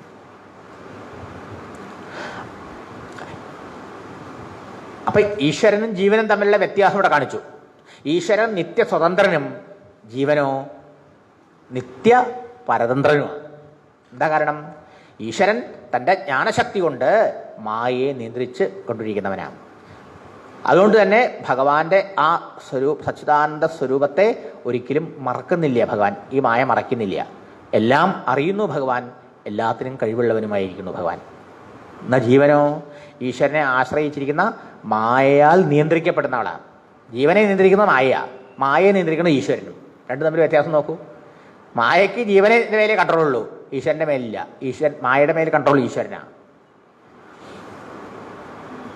ആ മായയുടെ സ്വാധീനം കൊണ്ട് എന്തായി? നമ്മൾ ഓരോരുത്തരും ആരാണ്? ചിദാനന്ദരൂപ ശിവനാണ്. അത് മറക്കണു. ശിവനാണെന്ന് പറഞ്ഞ് ഈ ശവദേഹത്തെ ഞാൻ എന്ന് അഭിമാനിക്കാൻ ഇടവരണമെന്നർത്ഥം. അതിൻ്റെ ഫലമാണ് ഞാൻ കർത്താവ്, ഭോക്താവ്, ഞാൻ സുഖി, ദുഃഖി, ഞാൻ ജനനമരണങ്ങളോടുകൂടിയവൻ എന്നൊക്കെയുള്ള വിചാരം. ഇതാണ് ഫ്രീഡം, മോചനം വേണ്ടത്. അതാണല്ലോ മോക്ഷം. അതെങ്ങനെ സാധിക്കും? ആ ഈശ്വരനിൽ എന്നെ ഞാനാക്കി എൻ്റെ നിങ്ങളുടെയൊക്കെ ഉള്ളിൽ നിറഞ്ഞിരിക്കുന്ന ആ ഭഗവാനെ മഹിമ അറിഞ്ഞ്, മഹാത്മാക്കളിൽ നിന്ന് ഭഗവാന്റെ മഹിമ അറിഞ്ഞ് ആശ്രയിച്ച് ഭഗവാനെ ഭജിച്ച് ഭഗവാനിൽ ഭക്തി ഉണ്ടാവുമ്പോൾ മനസ്സ് തെളിയും, ശുദ്ധാകും. അപ്പോൾ ഈ മായ മറമാറിത്തരും. ഭക്തി വരുമ്പോൾ മായയിട്ടാവില്ല. ഭക്തിയും സ്ത്രീയാണ്, മായയും സ്ത്രീയാണ്. ശരിയോ? സ്ത്രീലിംഗല്ലേ? മായ ആകാരാന്തം സ്ത്രീലിംഗം, ഭക്തി ഇകാരാന്തം സ്ത്രീലിംഗം. രണ്ട് സ്ത്രീകളും ഒരുമിച്ച് ഒരിടത്തിരിക്കില്ല ഒരു ഭർത്താവിൻ്റെ കൂടെ. രണ്ടും ഭഗവാനെ ആശ്രയിക്കുന്നതാ. ഭക്തിയും ഭഗവാനെ ആശ്രയിക്കുന്നതാണ്. ഭക്തി ഭഗവാന്റെ പത്നിയായിട്ടൊക്കെ നേരത്തെ സൂചിപ്പിച്ചു മാഹാത്മ്യത്തിലല്ലേ. ഭഗവാനെ ആശ്രയിക്കുന്നതാ മായയും. എവിടെ മായ ഉണ്ടെങ്കിൽ ഭക്തി വരാൻ സമ്മതിക്കില്ല. മായ പ്രബലമായി പിടിച്ചിട്ടുള്ളവർക്ക് സത്സംഗത്തിൽ താല്പര്യം ഉണ്ടാവില്ല. അതാണ്, നാമം ജപിക്കാൻ തോന്നുന്നില്ല, മഹാത്മാക്കളുടെ അടുത്ത് ആ പരിസരത്തേക്കേ പോവില്ല. അതൊക്കെയാണ് അതിൻ്റെ ലക്ഷണം. ആ മായയാണ് നമ്മളെ തോന്നിക്കുന്നത്. അതിനൊക്കെ മാറ്റി വേറെ പല കാര്യങ്ങളിലും ഈ ഇന്ദ്രിയ വിഷയങ്ങൾ നമ്മളെ എപ്പോഴും എൻഗേജ് ചെയ്യിച്ചിടും. ബിസിയാണ്, ബിസി ബിസി ബിസി ബിസി. അപ്പോൾ നമ്മൾ അറിയില്ല ഇത് മായയാണെന്ന്. പക്ഷെ മായയാണ്. എന്നാ ഈശ്വരഭജനത്തിനും ഭഗവാനെ ആശ്രയിക്കാനും നാമം ജപിക്കാനും കഥ കേൾക്കാനും ഒക്കെ നമ്മളെ പ്രേരിപ്പിക്കണ്ടെങ്കിലോ അത് ഭക്തി. അപ്പോൾ നമ്മൾ മായയുടെ പിടിയിൽ നിന്ന് കുറച്ച് വിടുക. ഈശ്വരാനുഗ്രഹം വന്നു കഴിഞ്ഞു. ഇങ്ങനെയാണ് നമ്മൾ മനസ്സിലാക്കേണ്ടത്. കാരണം ചോദിക്കുന്നുണ്ട് നാരദ ഭക്തി സൂത്രത്തിൽ, കസ്തരതി മായാം. ആരാണ് മായയെ അതിവർത്തിക്കുക? ആർക്കാ മായയെ കടക്കാൻ പറ്റുക? ആർക്കാണ് മായയെ ജയിക്കാൻ പറ്റുക? തരതി, ക്രോസ് ഓവർ ചെയ്യുക. യഹാ മഹാനുഭാവം സേവതേ സമായാം തരതി. മഹാത്മാക്കളെ ആരാണോ അടിപണിഞ്ഞ് ആശ്രയിച്ച് സേവിക്കുന്നത് അവർക്ക് മായയെ ജയിക്കാൻ കഴിയും. ഇതല്ലേ ഇപ്പം നാരദന് സാധിച്ചത്. നാരദന് കുട്ടിക്കാലത്ത് 4 മാസം കൊണ്ട് ഭഗവത് ദർശനം ഉണ്ടായില്ലേ ആത്മാക്കളെ സേവിച്ചുകൊണ്ട്. ഇതാണ് മുഖ്യം. മുഖ്യതസ്തു മഹത്കൃപയാ. ഭക്തി ഉണ്ടാവാൻ മുഖ്യമായിട്ട് വേണ്ട മഹാത്മാക്കളുടെ കൃപയാണ്. അപ്പോൾ ആ സത്സംഗത്തിൽ നമുക്ക് അഭിരുചി വരണം. സത്സംഗത്തിൽ അഭിരുചി വന്നാൽ മായ ജയിക്കാൻ പോവുക. അതുകൊണ്ടോ മായ ഒരു വിധത്തിലൊന്നും നമ്മളെ ഇതിന് വിടില്ല. അതാണ് ഭാഗവതം വായിക്കാൻ പുസ്തകം എടുത്താൽ അപ്പോൾ വേറെ പലതിലേക്കും മനസ്സ് നമ്മളെ എടുപ്പിച്ചു കൊണ്ടുപോകും. കുറച്ച് നേരം 1 മണിക്കൂർ അരമണിക്കൂർ നാമം ജപിക്കാമെന്ന് വിചാരിച്ച് തീരുമാനിച്ചിരുന്നാൽ അപ്പോൾ അത് മുഴുവനാക്കാതെ വേറെ പല വിചാരങ്ങൾ വന്ന് കർത്തവ്യാന്തര ചിന്തകൾ വന്ന് നമ്മളെ അങ്ങോട്ടും ഇങ്ങോട്ടൊക്കെ എണീപ്പിച്ചു കൊണ്ടുപോകും. നോക്കിയിട്ടുണ്ടോ? ഇതൊക്കെ സ്വയം നമുക്ക് പരിശോധിച്ചറിയാൻ കഴിയുന്ന അർത്ഥം.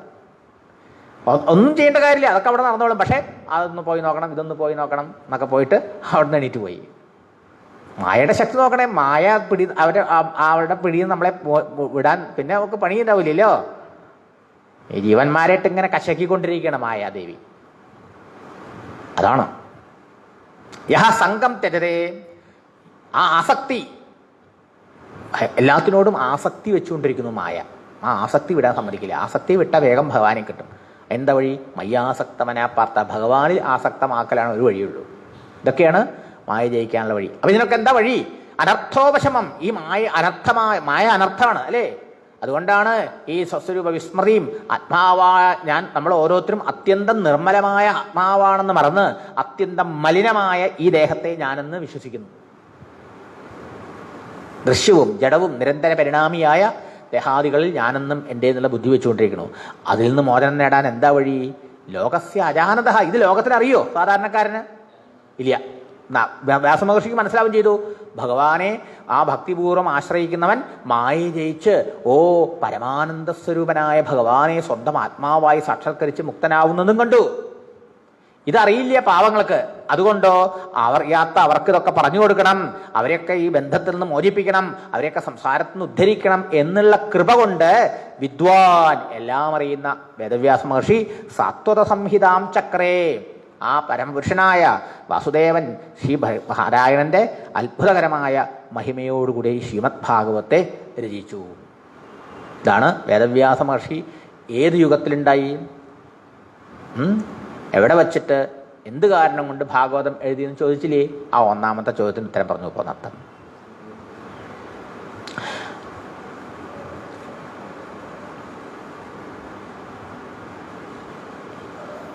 അപ്പൊ ഭാഗവതത്തിന്റെ ഉദ്ദേശം എന്താ? ഭഗവാൻ മായ കൊണ്ട് ദേഹാദികൾ ഞാനെന്ന് ഭ്രമിച്ച് അജ്ഞാന അന്ധകാര തപ്പിത്തറഞ്ഞ് സംസാരക്ലേശം അനുഭവിക്കുന്ന ജീവനെ ഈശ്വരമഹിമകൾ കൽപ്പിച്ച് ഭക്തി ഉണ്ടാക്കി കൊടുത്ത് ആ ആത്മബോധത്തിലേക്ക് ഉണർത്തി ജീവൻ മുക്തനാക്കി തീർക്കലാണ് ഈ ഭാഗവതത്തിൻ്റെ ലക്ഷ്യം. അങ്ങനെ ജനന സംസാര ദുഃഖങ്ങളിൽ എന്നേക്കുമായി നമ്മളെ മോചിപ്പിക്കും ശ്രീമദ് ഭാഗവതം. അത് പറയണു ഇനി അടുത്ത ശ്ലോകത്തിൽ. യസ്യാം വൈ ശ്രൂയമാണായാം കൃഷ്ണേ പരമപുരുഷേ ഭക്തിരുൽപദ്യതേ പുംസ ശോകമോഹഭയാവഹ. ഭാഗവതത്തിന്റെ മാഹാത്മ്യം പറയണു. ശോകമോഹ ഭയ അപഹ. എങ്ങനെയുള്ളതാണ് ഈ ഭാഗവതം? എല്ലാ തരത്തിലെ ശോകത്തെ, ദുഃഖത്തെ, ഭയത്തെ അപഹരിക്കുന്നതാ. അപഹാഞ്ച അപഹരിക്കുന്നു. പോരാ, ഇതിനൊക്കെ കാരണം എന്താ? ശോകത്തിനും ഭയത്തിനും. ശോകം ദുഃഖാണ്. ഭയം പലതരത്തിലെ ഭയമുണ്ട്. എന്താ? പാപം ചെയ്താൽ നരകാദി ലോകങ്ങളിൽ പോണ്ടി വരുന്നു കേൾക്കുമ്പോൾ ഭയം ചിലക്കുണ്ടാവും അല്ലേ? തെറ്റ് ചെയ്ത് കഴിഞ്ഞാൽ പോലീസുകാർ പിടിക്കും എന്നുള്ള ഭയം, അല്ലെങ്കിൽ കോടതി കൊണ്ടുപോയി ശിക്ഷിക്കുന്നുള്ള ഭയം. ഇന്നിപ്പോൾ അങ്ങനത്തെ ഭയമൊന്നും ആൾക്കാർക്ക് ഇല്ലാണ്ടായി തുടങ്ങണോ അല്ലേ? പൊതുവെ അങ്ങനെയൊക്കെയാണ്. നല്ല സംസ്കാരത്തോട് ജീവിക്കുന്ന ആൾക്കാർക്ക് വേണ്ടാത്ത ചെയ്യുക പേടി ഇല്ലേ? അയ്യോ ചെയ്താൽ അങ്ങനെ വന്നില്ലേ, ഇങ്ങനെ വരില്ലേ, പേടി ഉണ്ടാവൂലേ? ആ പേടി കൊണ്ടല്ലേ ആൾക്കാർ തെറ്റ് ചെയ്യാണ്ടിരിക്കുന്നത്, അധർമ്മം ചെയ്യാണ്ടിരിക്കുന്നത്, പാപകർമ്മങ്ങൾ ചെയ്യാണ്ടിരിക്കുന്നത്. അതെ, അങ്ങനെ നരകയാതനകളിൽ നിന്ന് ഭയം. പിന്നെയോ പാപകർമ്മങ്ങൾ ചെയ്താൽ ഇപ്പം മനുഷ്യനായി ഇനി മനുഷ്യനല്ലാണ്ടൊക്കെ ജനിക്കാൻ പറ്റേ, സ്ഥാവരങ്ങളായൊക്കെ ജനിക്കാമെന്ന് കേൾക്കുമ്പോൾ പേടി. പിന്നെയോ മരണത്തെ തന്നെ പേടി. ഏറ്റവും വലിയ പേടി മരണത്തെക്കുറിച്ചുള്ള പേടിയല്ലേ? കാരണം എന്താ? ദേഹാണ് നാനെന്നുള്ള ധാരണയിരിക്കുമ്പോൾ മരണത്തെ ഭയപ്പെടുന്നു. ഇങ്ങനെയുള്ള ഭയത്തിനും ഈ ദുഃഖത്തിനും ഒക്കെ എന്താ കാരണം? മോഹം. എന്താ മോഹം? തെറ്റിദ്ധാരണ. എന്താ തെറ്റിദ്ധാരണ? ദേഹമാണ് ഞാൻ എന്ന വിശ്വാസം. ഇതാണ് മോഹം. ഇത് മൂന്നും പോകുമത്രേ ഭക്തി ഉണ്ടായാൽ. ആ ഭക്തി ഉണ്ടാവുമത്രേ ഭാഗവതം കേട്ടാൽ. അതാണ് യസ്യാം ശ്രൂയമാണായാം. ഈ പറഞ്ഞ ഭാഗവതത്തെ കേട്ടുകൊണ്ടിരുന്നാൽ പരമപുരുഷനായ ഭഗവാൻ ശ്രീകൃഷ്ണന്റെ പാതാരവിന്ദങ്ങളിൽ ഭക്തി വളരും. ഭാഗവത ശ്രവണം കൊണ്ട് ഭക്തി ഉണ്ടാകും. ഭക്തി ഉണ്ടായാൽ ദേഹമാണ് ഞാൻ എന്നുള്ള തെറ്റിദ്ധാരണ നീങ്ങും. ഞാൻ ആത്മാവാണെന്നുള്ള ആ ബോധ സാക്ഷാത്കാരമുണ്ടാവും. അതുണ്ടായാലോ മോഹ തെറ്റിദ്ധാരണ പോയി. ആ തെറ്റിദ്ധാരണയിൽ നിന്നാണ് ദേഹനാശം, എൻ്റെ നാശം എന്ന് വിചാരിച്ച് ഭയം ഉണ്ടായത് അല്ലേ? ആ ദേഹാഭിമാനം കൊണ്ടാണ് പുണ്യപാപ കർമ്മങ്ങൾ ചെയ്തത് അല്ലേ? അതുകൊണ്ടാണല്ലോ സ്വർഗനരകാദി പ്രാപ്തികളൊക്കെ വേണ്ടി വന്നത്. അപ്പം ഈ ദേഹാഭിമാനത്തിനേ മോചനായി ആത്മസാക്ഷാത്കാരം ഉണ്ടാവും. അതുകൊണ്ട് ഈ എല്ലാവിധ അനർത്ഥങ്ങളും, ദുഃഖം, ശോകം, മോഹം, ശോകം, ഭയം, ഈ രണ്ടിനും കാരണമായ മോഹം തെറ്റിദ്ധാരണ, ദേഹമാണ് ഞാനെന്ന തെറ്റിദ്ധാരണ, ഇന്നൊക്കെ മോചനം തരുന്ന മഹത്തായ ഗ്രന്ഥമാണിത്. ഈ അനർത്ഥങ്ങളിൽ നിന്നൊക്കെ നമ്മളെ മോചിപ്പിക്കുന്ന ദിവ്യ ഔഷധമാണ് ശ്രീമദ് ഭാഗവതം എന്നർത്ഥം.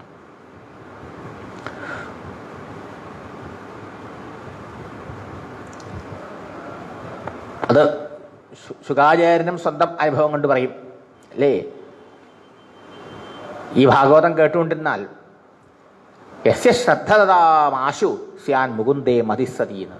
ഈ ഭാഗവത ശ്രവണം ചെയ്തുകൊണ്ടിരിക്കുന്ന ആളുടെ മനസ്സിൽ ഭഗവത് പ്രേമം, ഈശ്വരപ്രേമം ഉണ്ടാവും, കൃഷ്ണപ്രേമം ഉണ്ടാവും. അപ്പം ചുരുക്കത്തിൽ ഈ വേദവ്യാസ മഹർഷി ഗുരുനാഥൻ പോയതിന് ശേഷം സരസ്വ നദിയിലിറങ്ങി കാലുമുഖം കഴുകി ഗുരുനാഥൻ പറഞ്ഞ പ്രകാരം ധ്യാനിച്ചപ്പോൾ ഭഗവാന്റെ സാക്ഷാത്കാരമുണ്ടായി. ഭഗവാനെ കണ്ടു, ഭഗവാനെ ആശ്രയിച്ച മായയെ കണ്ടു. ആ മായ കൊണ്ട് ഈശ്വരൻ തകരാറില്ല. ഈ ജീവൻ തൻ്റെ സ്വരൂപം മറന്ന് സംസാരത്തിൽ കിടന്ന് കഷ്ടപ്പെടുന്നത് കണ്ടു. അവസാനം ഭക്തി കൊണ്ട് മനസ്സ് പാകപ്പെട്ട് ഭഗവാന്റെ ആ സ്വരൂപം അറിഞ്ഞ് മുക്തനായിത്തീരുന്നതും കണ്ടു. ആ ഭക്തി ഉണ്ടാവാൻ ഈ ഭാഗവതം പോലെ ശ്രേഷ്ഠമായിട്ട് വേറൊരു ഗ്രന്ഥമില്ല. അങ്ങനെ ആ ഭഗവാന്റെ മഹിമയാകുന്ന ഭാഗവത്തെ വേദവ്യാസ മഹർഷി സാധാരണക്കാരനെ അനുഗ്രഹിക്കാൻ വേണ്ടി, സാധാരണക്കാരത്തെ അജ്ഞാനികളെ അനുഗ്രഹിക്കാൻ വേണ്ടി രചിച്ചു എന്നർത്ഥം. സസംഹിതാം ഭാഗവതീം കൃത്വാനുക്രമ്യജാത്മജം ശുകം അധ്യാപയാമാസ നിവൃത്തിനിരതം മുനിം. എന്നിട്ട് എന്ത് ചെയ്തു? ആ താൻ രചിച്ച ഭാഗവതത്തെ, സസംഹിതാം ഭാഗവത സംഹിതയെ കൃത്വ ഉണ്ടാക്കിയിട്ട് അനുക്രമ്യ നല്ലോണം പരിശോധിച്ചിട്ട് ഇത് ഏറ്റവും യോഗ്യനായ ഒരാളെ പഠിപ്പിക്കണമല്ലോ ഇത്രയും കേമായ ഒന്ന് എന്ന് വിചാരിച്ചപ്പോൾ അദ്ദേഹം തോന്നി, ആരാണ് ഇതിന് പറ്റിയ യോഗ്യനായ ശിഷ്യൻ? ആത്മജം, തന്നിൽ നിന്ന് ജനിച്ചവൻ, തൻ്റെ പുത്രൻ, ജന്മനാ തന്നെ ജീവൻ മുക്തൻ, മായ തീണ്ടിയിട്ടില്ലാത്തവൻ.